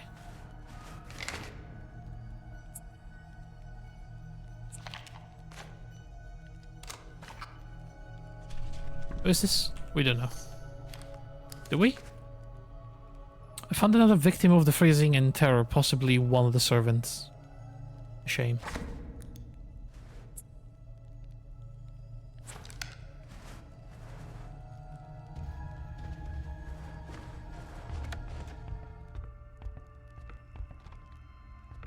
In this boudoir's former glory, you would have seen Lady Hamilton's refinement in every inch of the tapestry. It had become only a shadow of what it once was. What's this? What did I just pick up? Room key unlocks the mansion's projection room. Ah. Rochelle's Esther diary, the late Williams Hamilton's wife. Okay. From 1951, writing seems to be the only thing to do here. I'm disinterested about everything. The beauty of the first instance do not impress me anymore. I only feel the frigid condition of the place, making its way deeper and deeper into my bones. William is trying hard for me to forgive him for locking me up in this desert. The workers of the manor just finished a new pearl of the house, a projection room where the best images of me are displayed. Movies scrolled on along with my best angles and my best lines. William ignores that to be confronted by these bright eyes of mine only reminds me that I became a sad shadow of myself. I wonder why this huge room. To see the great actress I was? For him to enjoy what's left of my image? To forget I'm cooling down in this ice castle? June 1952. He wants to make me feel guilty for all this sadness that I have. So he uses her. He thinks I'm unaware of what he does. That from the perfumes he carries on himself when he returns home, I don't know about the way their body danced behind my back. Harry is worried about his little mum, about how I get stuck for days, staring at the emptiness. For him, I will have to put up with all of this little bit more. For him, I will hold all my disappointment back. For him, I will remain silent. For him, I will stop cultivating this anger I feel towards this mine and the silence of the north, far from the honking cars of Chicago, of the workers shouting in the streets, of the crowd screaming my name. I think a lot about my mother these days, and how she would be disappointed to the fire of a star like me being put out by such a snowy sky. My fingers are sore from all the work. I'm not fast enough. I'm afraid the costumes for the lights of our past will not be ready on time, or what they will not be majestic enough. I might need to ask Emily to take me to Henryville in order to get better fabrics. This project is all I am left, and the beauty of these costumes will determine who I am. William is very stressed as well. An employee came to deliver a report, and never once did the boss lay his eyes on the worker. What could it be? The usually overbearing William seems shook in front of his subordinate. I've lost track of this. Okay. There was blood in William's chamber pot this morning. I discussed it with him over lunch and asked if he was feeling alright. I noticed how agitated he was all night long. His whole body shakes when he coughs, scratching his throat enough to make him bleed. When I saw his chamber pot, I could not help but slightly smiling. I immediately regretted this smile. I felt ashamed. Will my nightmare ever end? 1954. My project for Emily is moving along really well. I might even finish it before Christmas. She is so sweet and I'm grateful to count her through this rough patch. I'm so pleased that she's teaching Harry French. His schoolmates can finally understand him, and not just those ugly snobs who were brought here by their engineer fathers. I'm relieved. If William knew that his son, a member of his high society, was hearing their worker's dirty tongue, I can only imagine how mad he would get. I live for Henry. His talent with words fulfills me. He knows how to create sentences the way I knew how to use my body to dance. His poetic mind will one day describe beautiful universes.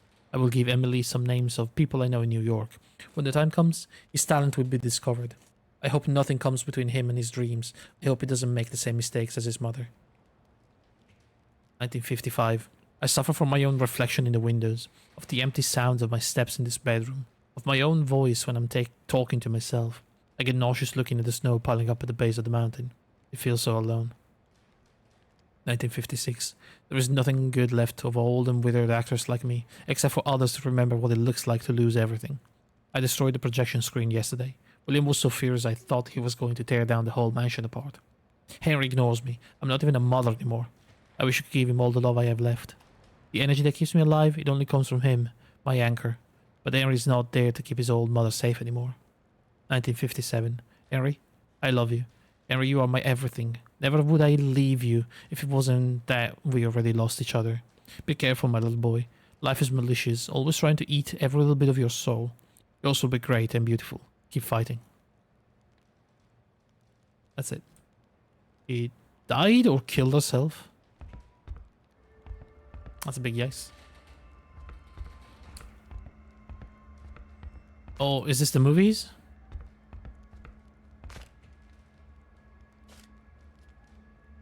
Looking at these posters, Faubert took the measure of what Rochelle Hamilton had to give up to follow her husband in these barren lands. It was pretty. I wanted to play it and also started it, but only got about 6 hours in. I also had the season pass, so I can dive into the DLC as well. That'll keep you busy for like a long time. It's a crazy long game, especially with the DLCs.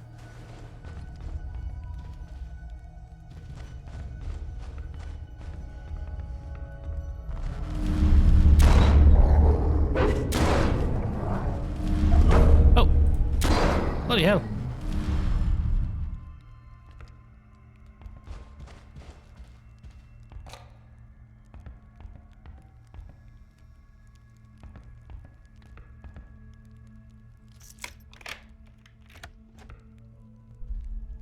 Is this a projection room? Projection, yeah, there's the big wall.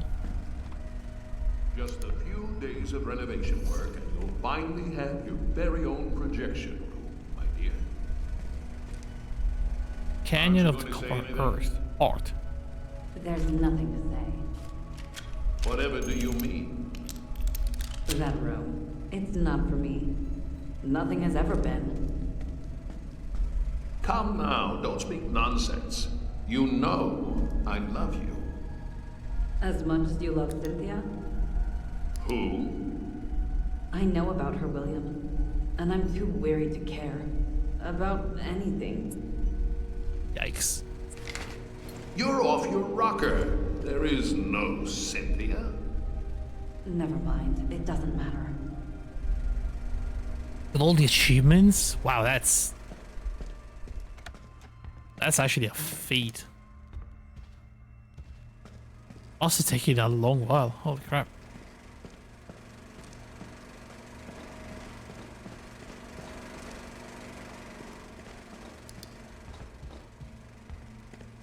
Yeah, I totally understand. When I find a game that I really, really enjoy, I also try to get all the achievements.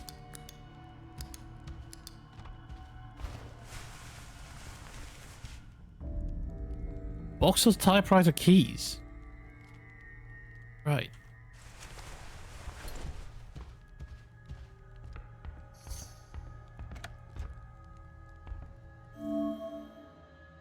I had to oh, I didn't know I had a map. I had to restart the power, by the way, in the house. Well, if I didn't get a bad ending before, I got a bad ending now that I killed the Mary. In front of Jesus, no less. Whoops. La soirée de la poésie. Promotional poster. Whose room is this? Diary of Emily. Oh. Mr. Hamilton can be so cruel sometimes.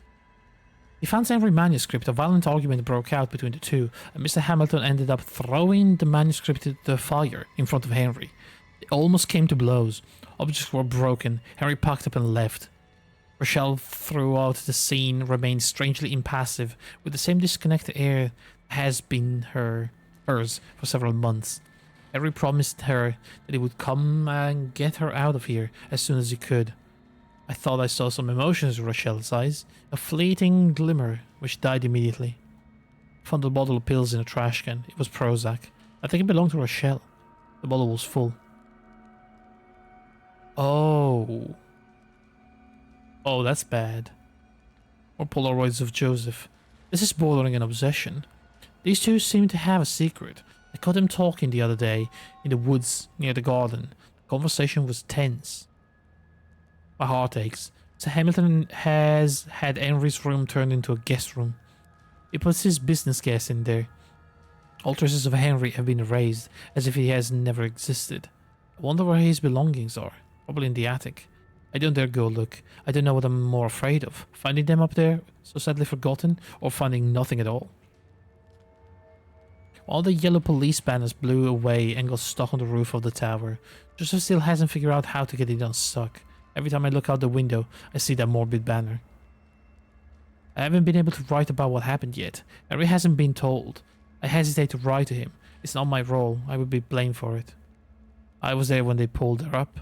Part of me wanted to watch, but I turned it away the last second. I wanted to keep a nice image of Rochelle. They pulled her up? Did she hang herself or something? The rest of the day were questioned by the police. I stuck to my story.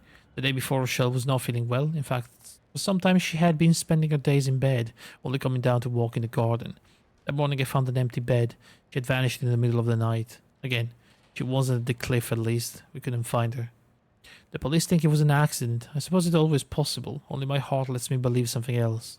Her misfortune was so great here, isolated in the forest, far from all society, her career abandoned, and her Henry gone to Quebec. I saw Mr. Hamilton give a few bills to the police officers while he was talking to them in the background. He bought the silence, no doubt. Mr. Hamilton refused to hold a funeral for Rochelle. He merely erected a small, very modest stele in the garden. It seems to me strangely like Rochelle. Very fine, delicate, discreet. I think Mr. Hamilton is ashamed of his wife's suicide. I say it now without fear. Rochelle committed suicide. There is no point in hiding it. Mr. Hamilton spends his hours isolated in his office in his room, in the basement. He eats very little, just works. Is he at least mourning? The manor seems to be empty to me since Rochelle left. I miss her feminine presence terribly. Without her, without Henry, the manor has died. It has lost all its life. Damn.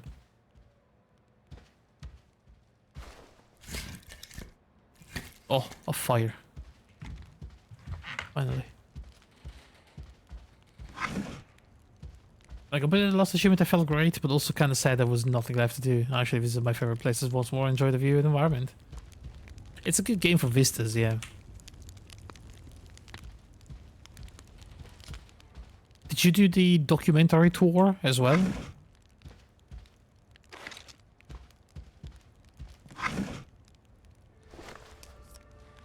Robert Charlebois, Quebec Love.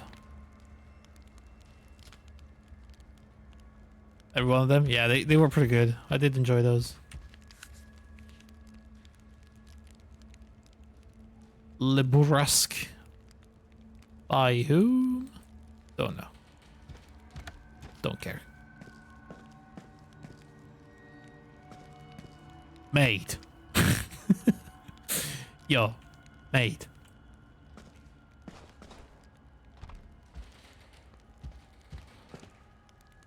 Dude, come on. They should have moved the freaking bathtub over here and put the painting in front of the toilet.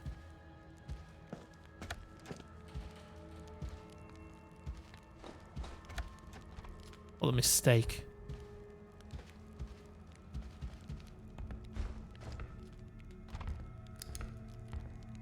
Also learned some things I didn't know about ancient Egypt. Yeah, it was good like that. It had a lot of info. I mean, whoever actually made that part really cared about it. Oh my freaking god, this is awful. Why? Put it down. Don't take that ever again. Jesus.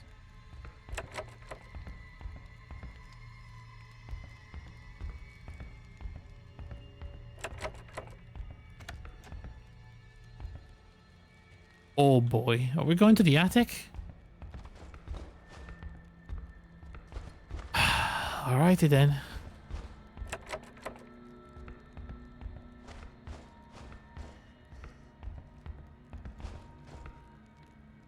Struggle happened here.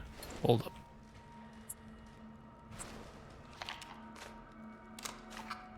Nope. That doesn't work. How many Hello? How many floors do we have here?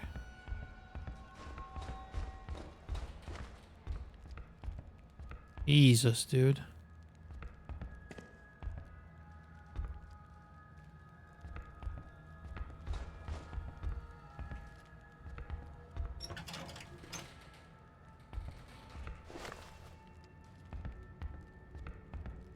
Or parts that I don't know how or where to use.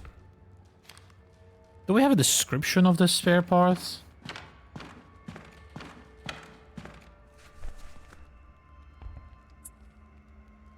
Can't even hold them, so I don't know what I can use them for.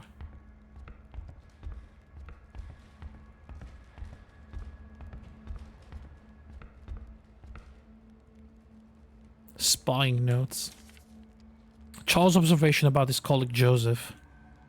Joseph was working in the garden last night. His movements are skillful, and he goes about his task with the stubborn vigor of the manually inclined. But I can't help but imagine a more sensitive side to him. He spends his time outdoors doing maintenance and repairs. I think I've only seen him inside once since he was hired, but I can sometimes catch him dreamily looking up at the sky or the wind in the trees. Sometimes things happen when you least expect them. As I was setting the table, Joseph came in, walked straight to me, and asked for a bandage. He'd cut his finger on farming equipment. That was the first time he'd ever spoken to each other.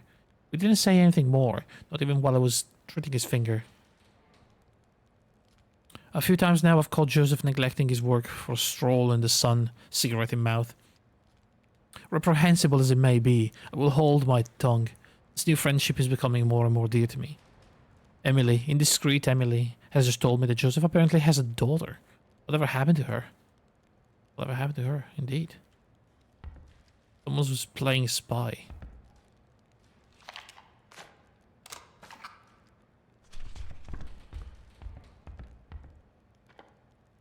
Ah.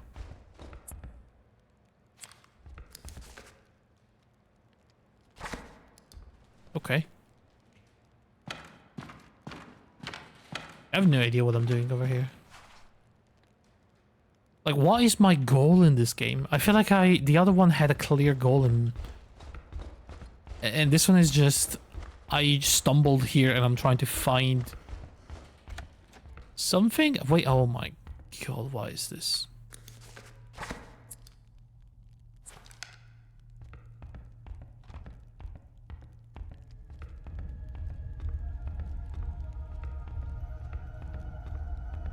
Where in the world am I?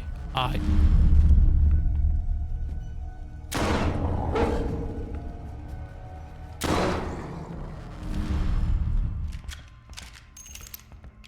This wolf had a strange appearance, larger than average. And these blue eyes, that icy stare. Carl felt an instinctive terror rise in him. Hamilton's son's belongings. Oh, okay, so he did keep him.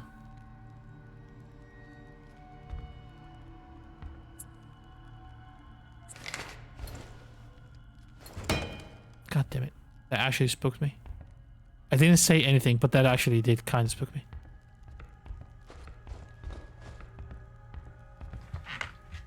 First aid. Huge. I can probably afford to keep a few bullets and use the axe instead. A Willia board. A game that would be used to communicate with the spirits. Wait, they didn't have Ouija boards in in Canada? What is this? What is the Willia board? Is that like the but we already have a Ouija board at home kind of deal? Off-brand. Holy crap. Did animals try to go through the door?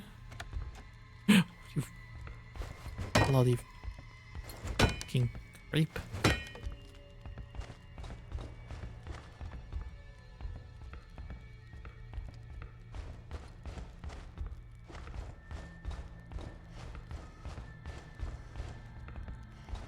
Spare parts. Dude, I keep finding spare parts. Ammo. That's a big crate of ammunition. A snow globe. Hamilton Estates. Don't worry, you shake it? It's not though.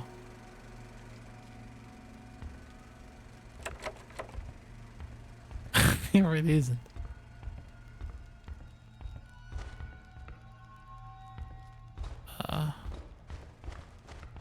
Dude, I'm kind of lost.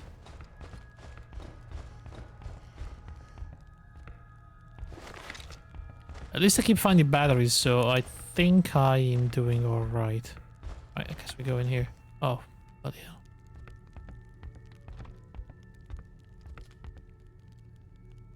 Genuine bolt to the Toronto Machinery Company.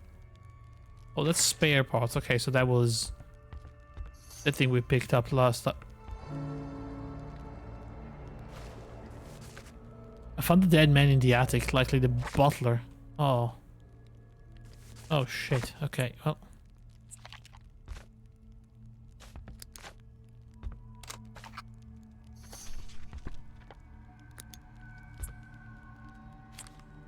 Well,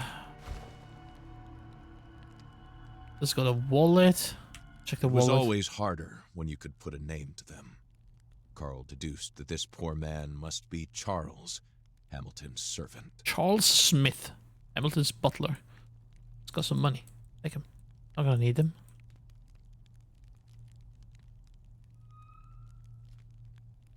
He could no longer run away.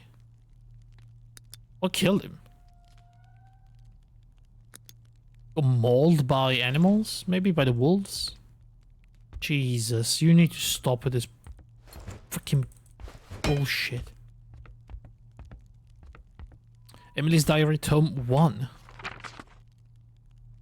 A terrible headache kept me awake most of the night. To my surprise, I wasn't the only one. The light remained on in Mr. Hamilton's room until the early hours of the morning. I also caught a glow from the top of the tower. Someone had been there for several hours. Is it Charles? What on earth would he be doing it there? Mr. Hamilton seems to have changed for some time.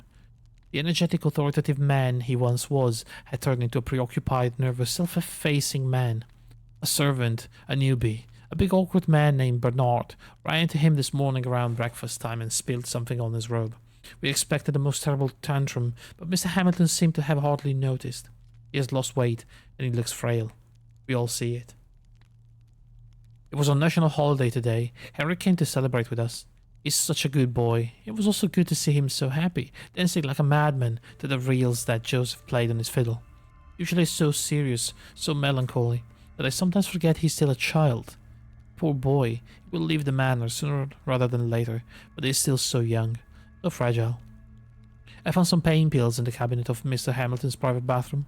This purchase did not go through his house service. He wants to hide them from us.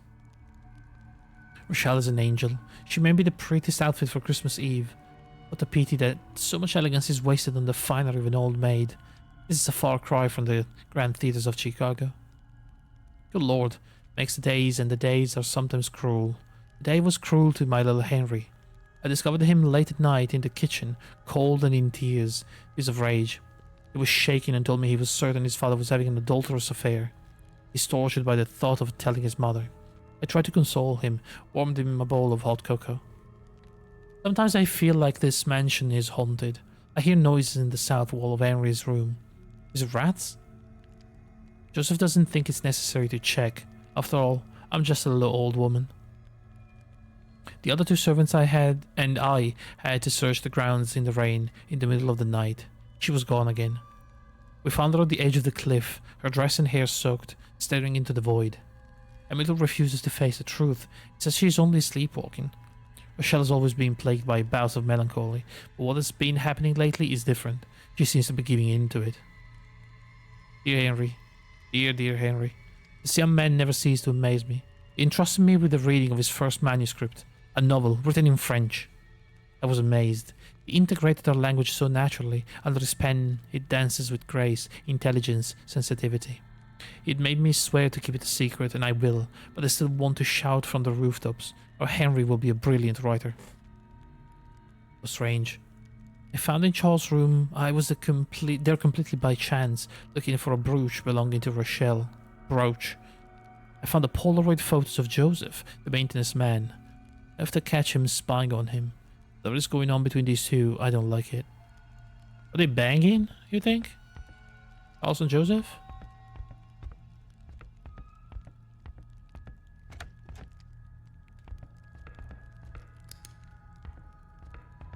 Maybe they're banging, but at least Charles was in love, maybe. Or a little obsessed with him.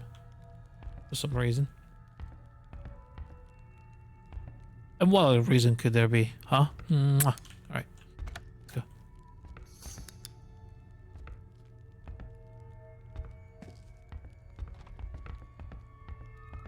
Whatever had forced its way through this wall was beyond the wrath of one man or group. What? Evil had entered through it. An impossible creature had taken over the manor.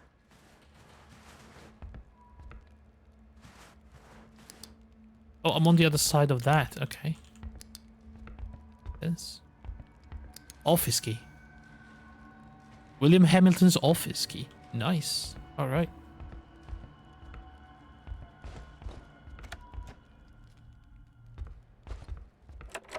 Cannot be opened. Why can't I just break down a freaking wall like that? Or door? I mean, it's a wooden door. I should be able to just smash it with an axe like this.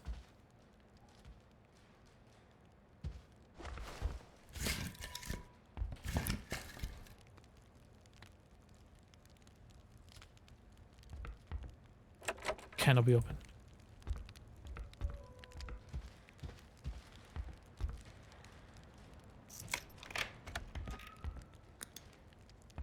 Oh, wait a second. I remember where I am. Okay, so if we go back this way, we should be in the main room. There we are. All right, okay. We can proceed our exploration, maybe going through another one of the big doors. Wait, I've been here, though. There's this fucking thing. Oh, I hate this. I don't want this. What do I do with this fucking thing? It's awful. It's horrendous.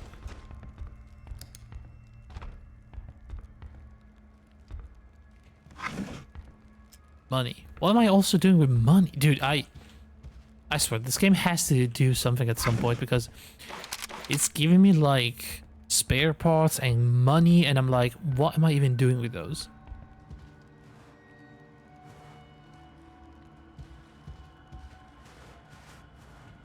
There's nothing even remotely pointing to the fact that we can use money for anything. I mean, spare parts I can kind of understand at some point.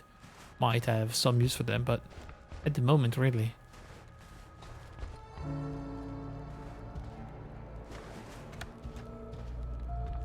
Okay.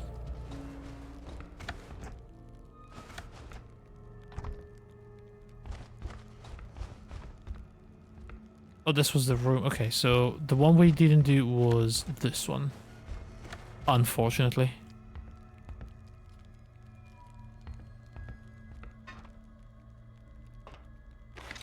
Spare parts. And where's the rifle? Right?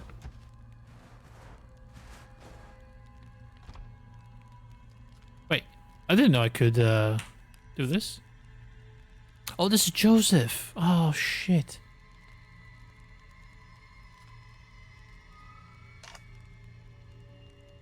October 4th, same time.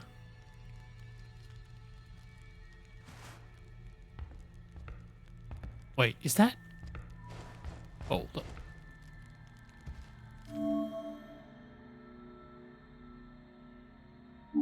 What is that? There's something over here, it says.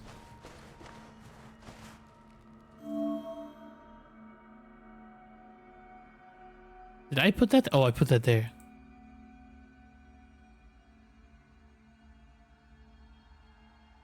So, are we missing any doors? There is a door right there. Did I miss that?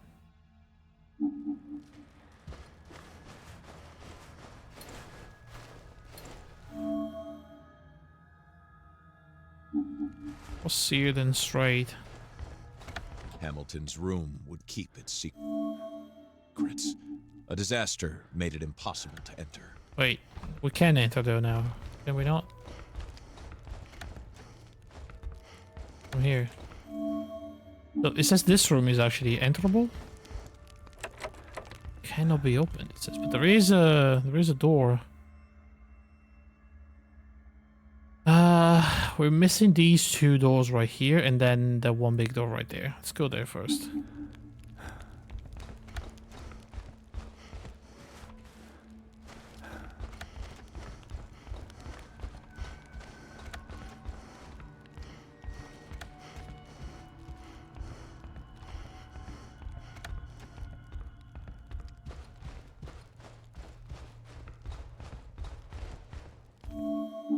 Oh, that's that one. Okay, so then we have these two left, which I think are both locked. Not this one. These two. One has to be the office. Or could be the office. No. Okay, is the office going to be on the first floor then? And what the fuck am I doing with this? I hate that. I absolutely hate that. Hold up.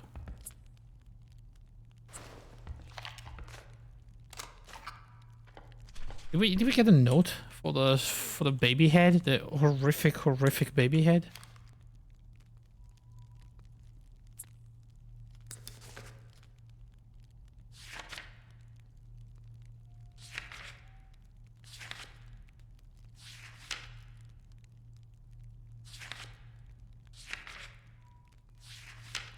I missed a photo of something. I don't know what.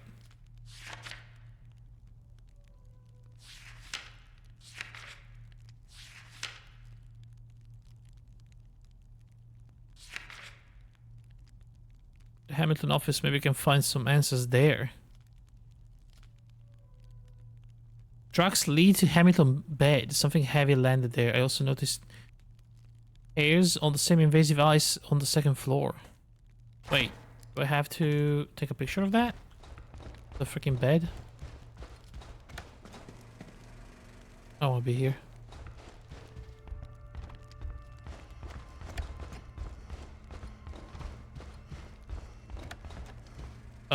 Still don't want to be here.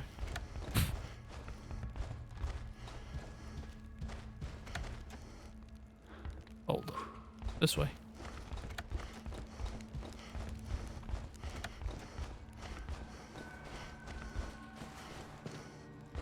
Do I have to take a picture of this, maybe?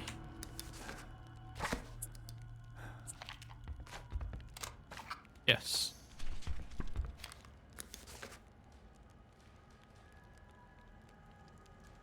Okay, so we need to find his office. Where would that be?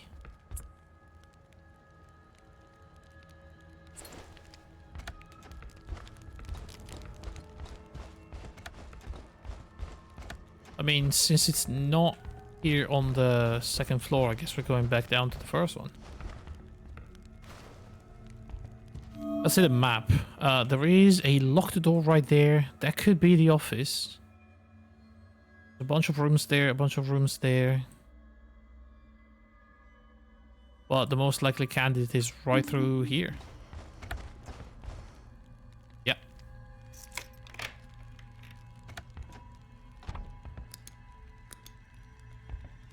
Alright. Hamilton's office. We have a receipt for typewriter keys. Notice written in the back.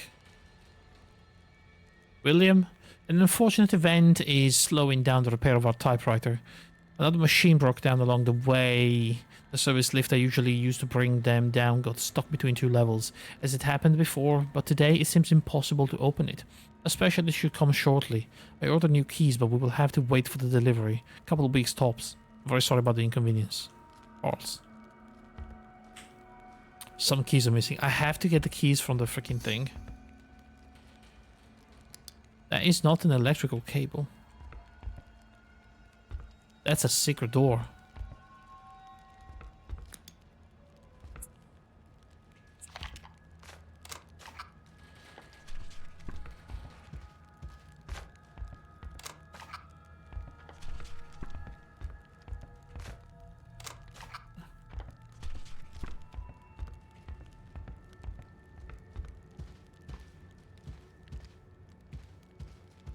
Gotta be something here. Faubert smirked as he spotted his phone number on the list.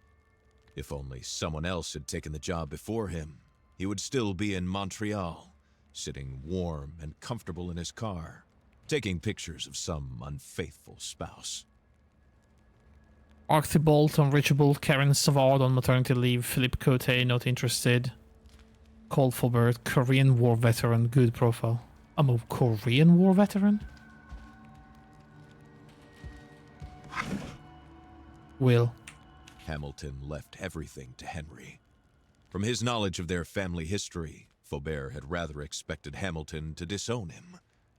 Despite everything, perhaps the father could never stop loving his son.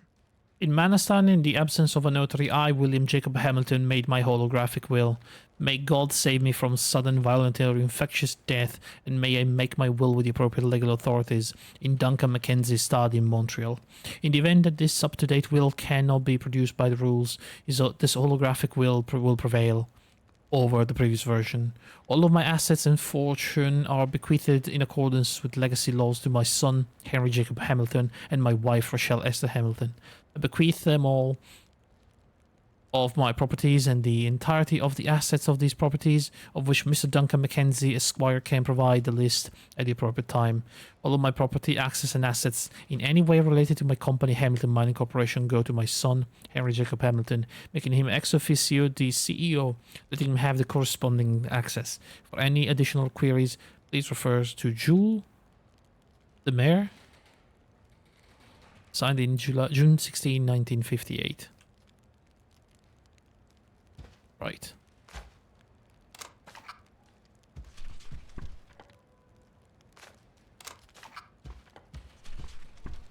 So, what do we do exactly from this point on?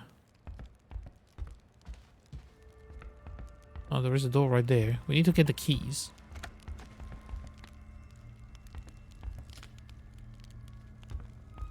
Oh, it's this freaking place. Carl couldn't put his memories in order, but there was a more pressing issue. The decaying mansion had collapsed on top of him, trapping him in the basement.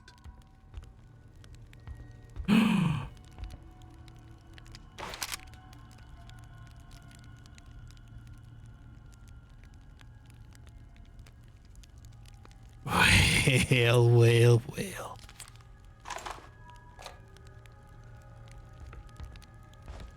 No need to try. Carl would not be able to go through there. Okay. So. We go here. We know that we need the keys, so we need to kind of have the thing unstuck. How do we do it, though?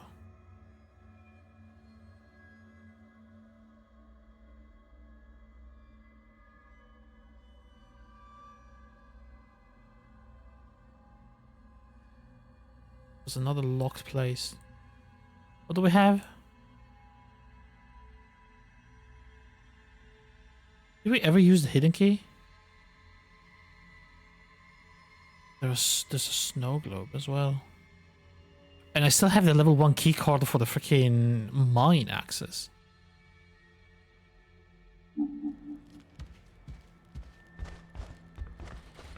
I don't even know if I can go back there, you know?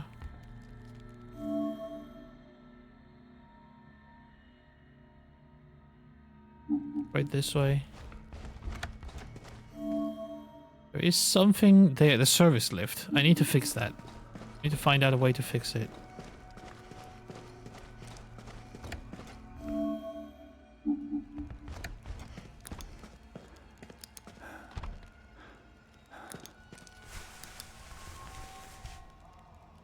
You're stuck between the first and the second floor. I don't know how to unstuck it. Like, there is no clue whatsoever.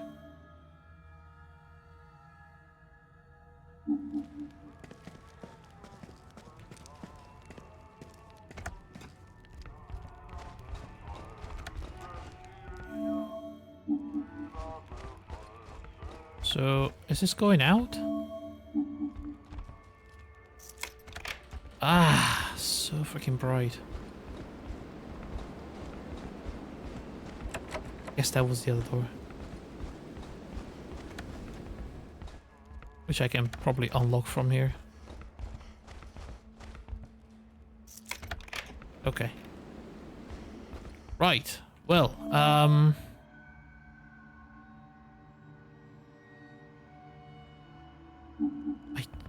not entirely sure what I'm supposed to do from here on out.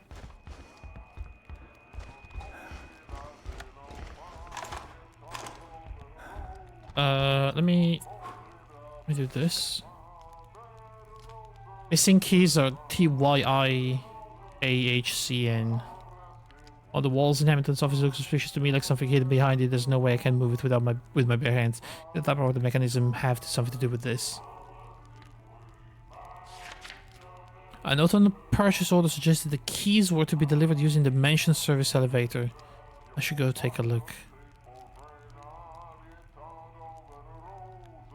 I mean, I know what the keys are.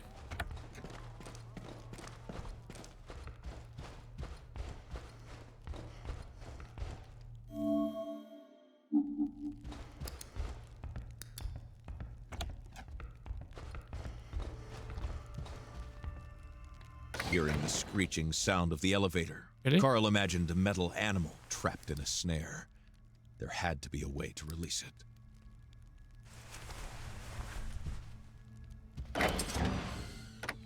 There had to be a way to release it. How?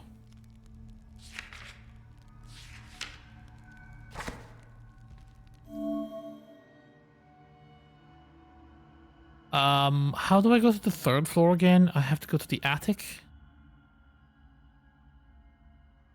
Yeah, I was thinking from above. If I even remember how to get there, though.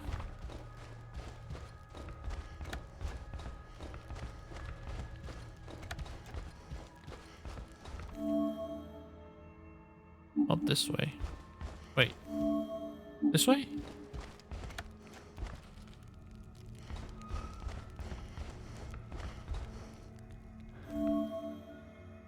No, that's not it. It's that one, isn't it?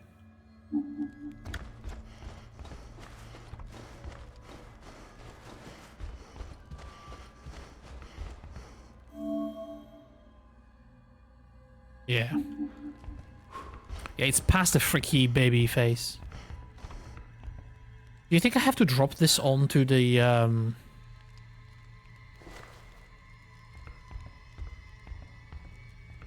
God, don't even. Can't open the door. Like, can I really not open the door?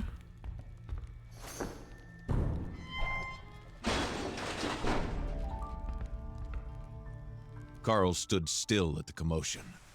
It must have been the service elevator suddenly coming unstuck. Well, I think I did it. I think that's in the basement, though. How do we get back to the basement? That room from first floor. Okay. I did it. Fucking baby head. Disgusting thing. Oh, this is the thing that fell. Alright. Can we take a picture? The laughing baby was the horrific laughing baby bust.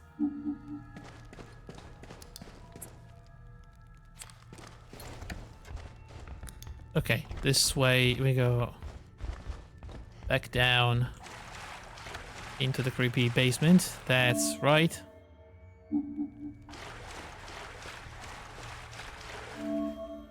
Right here.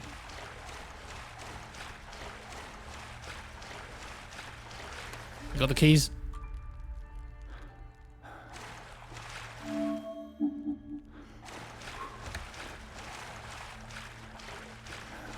Alright, out of here. Quick.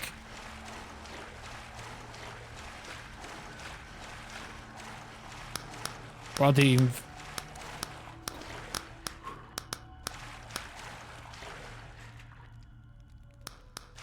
Oh no.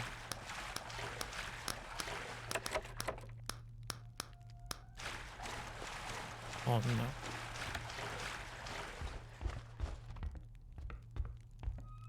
Is radiation an invisible monster, technically speaking?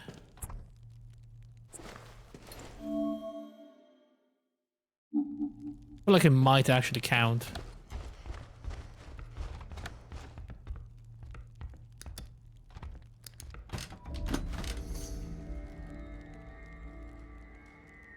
Huh? Oh my god, what?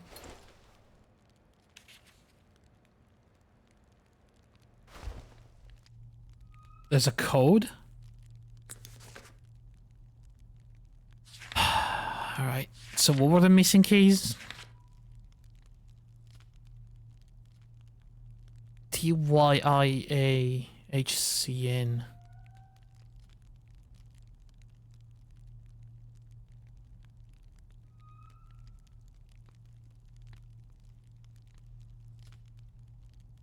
We'll just type those.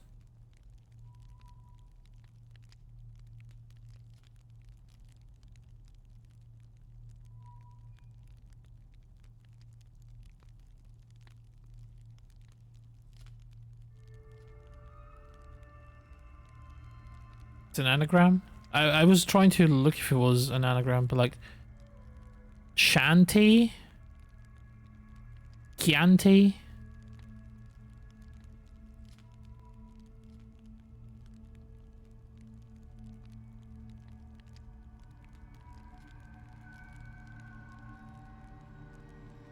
Yuktin?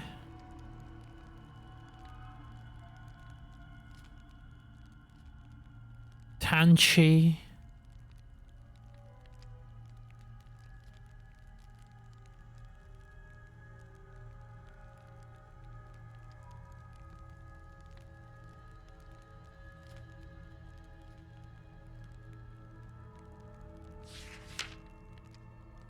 Do we even have like any clues?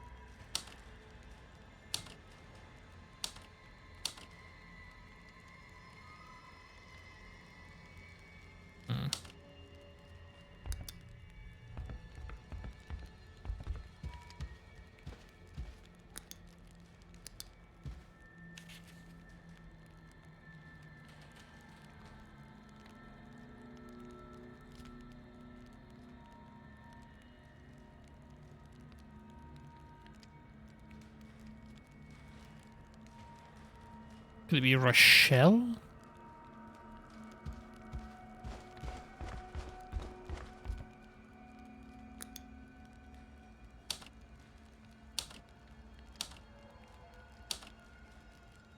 Doesn't fit. No.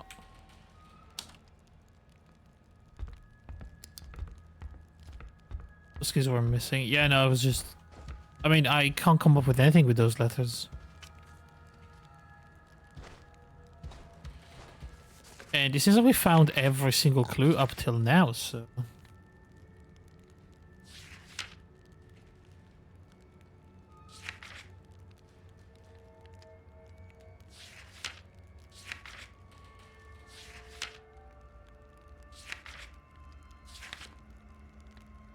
What the hell is that?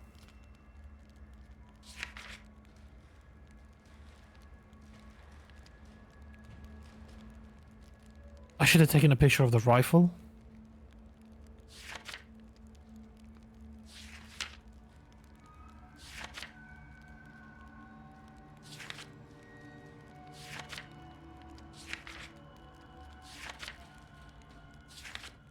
Do we have anything ahead of it?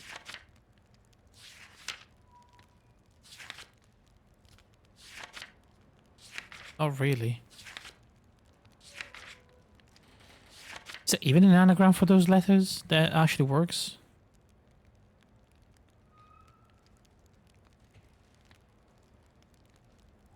Wait. Hold up. Let's see. Anagram solver. Alright. YIACHN? Scramble.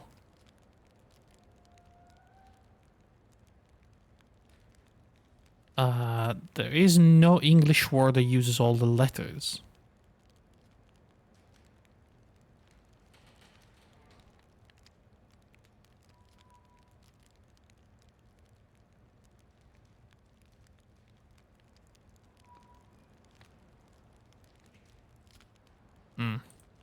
Check that the solver didn't use all the letters.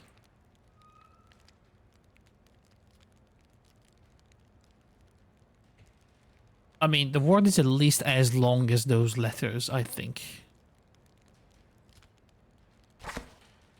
Could it be just...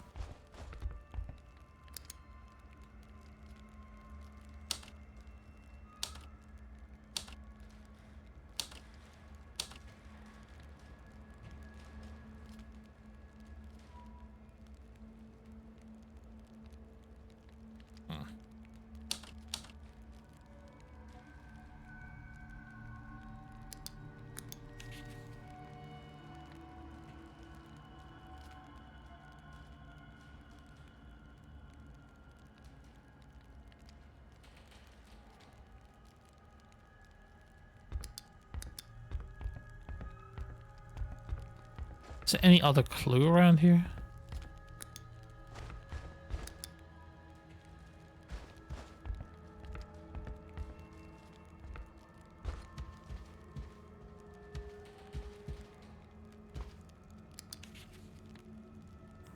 What, Charles? What about Charles?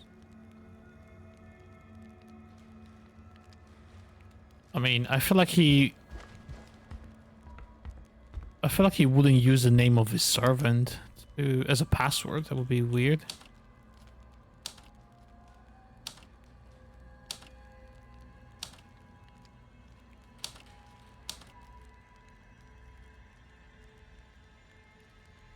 No.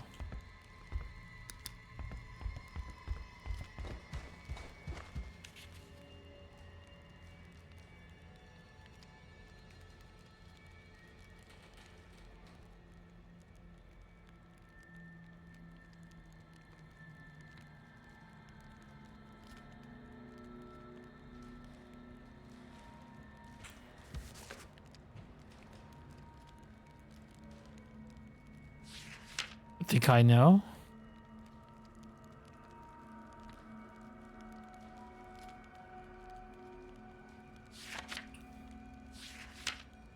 Could it be Cynthia?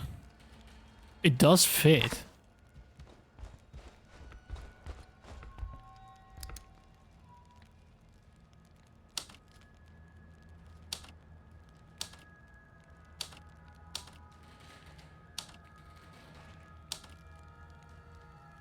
Did I not spell that right? I did not spell that right, did I? Oh, oh, come on, dude.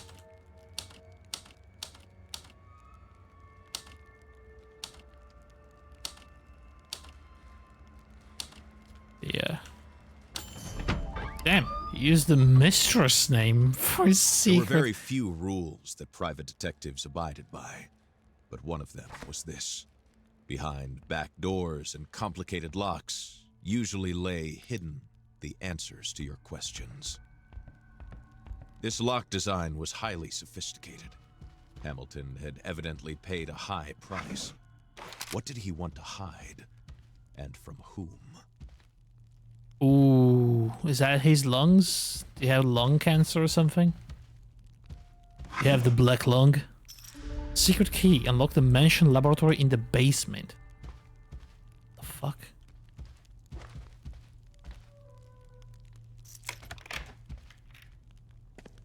Oh yeah, we're in the basement.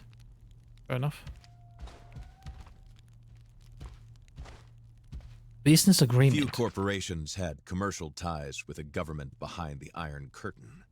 Between the There's a good reason for USSR government? What could this MIST program be?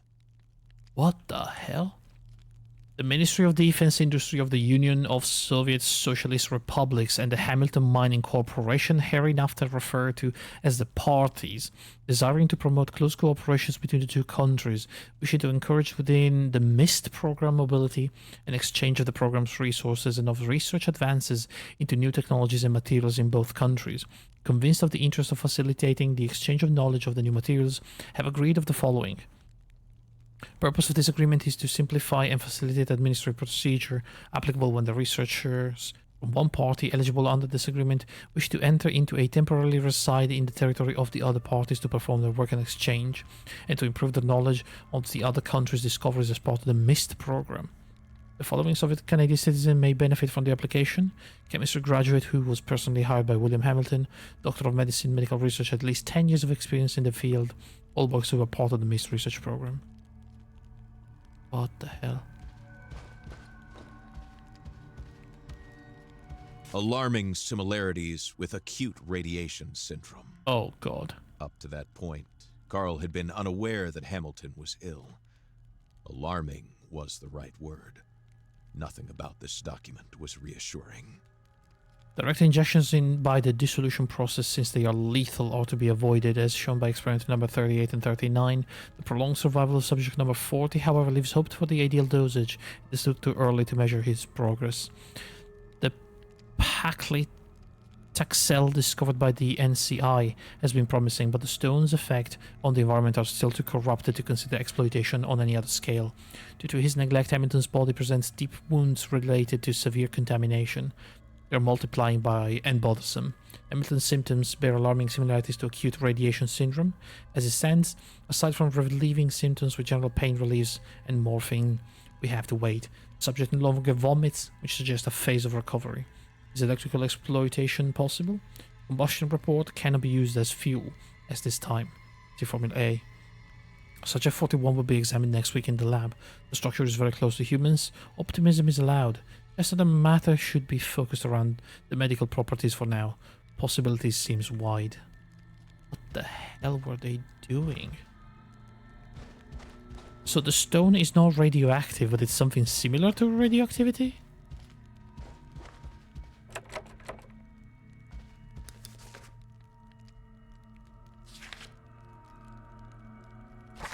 Well, there is a room in the basement that we can visit. However, I have to go, so I'm gonna go save and then we're gonna continue with this in a couple of days. Cool stuff though, actually, this is nice.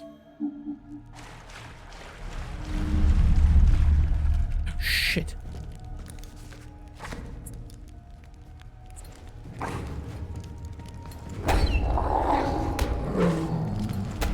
Bloody hell.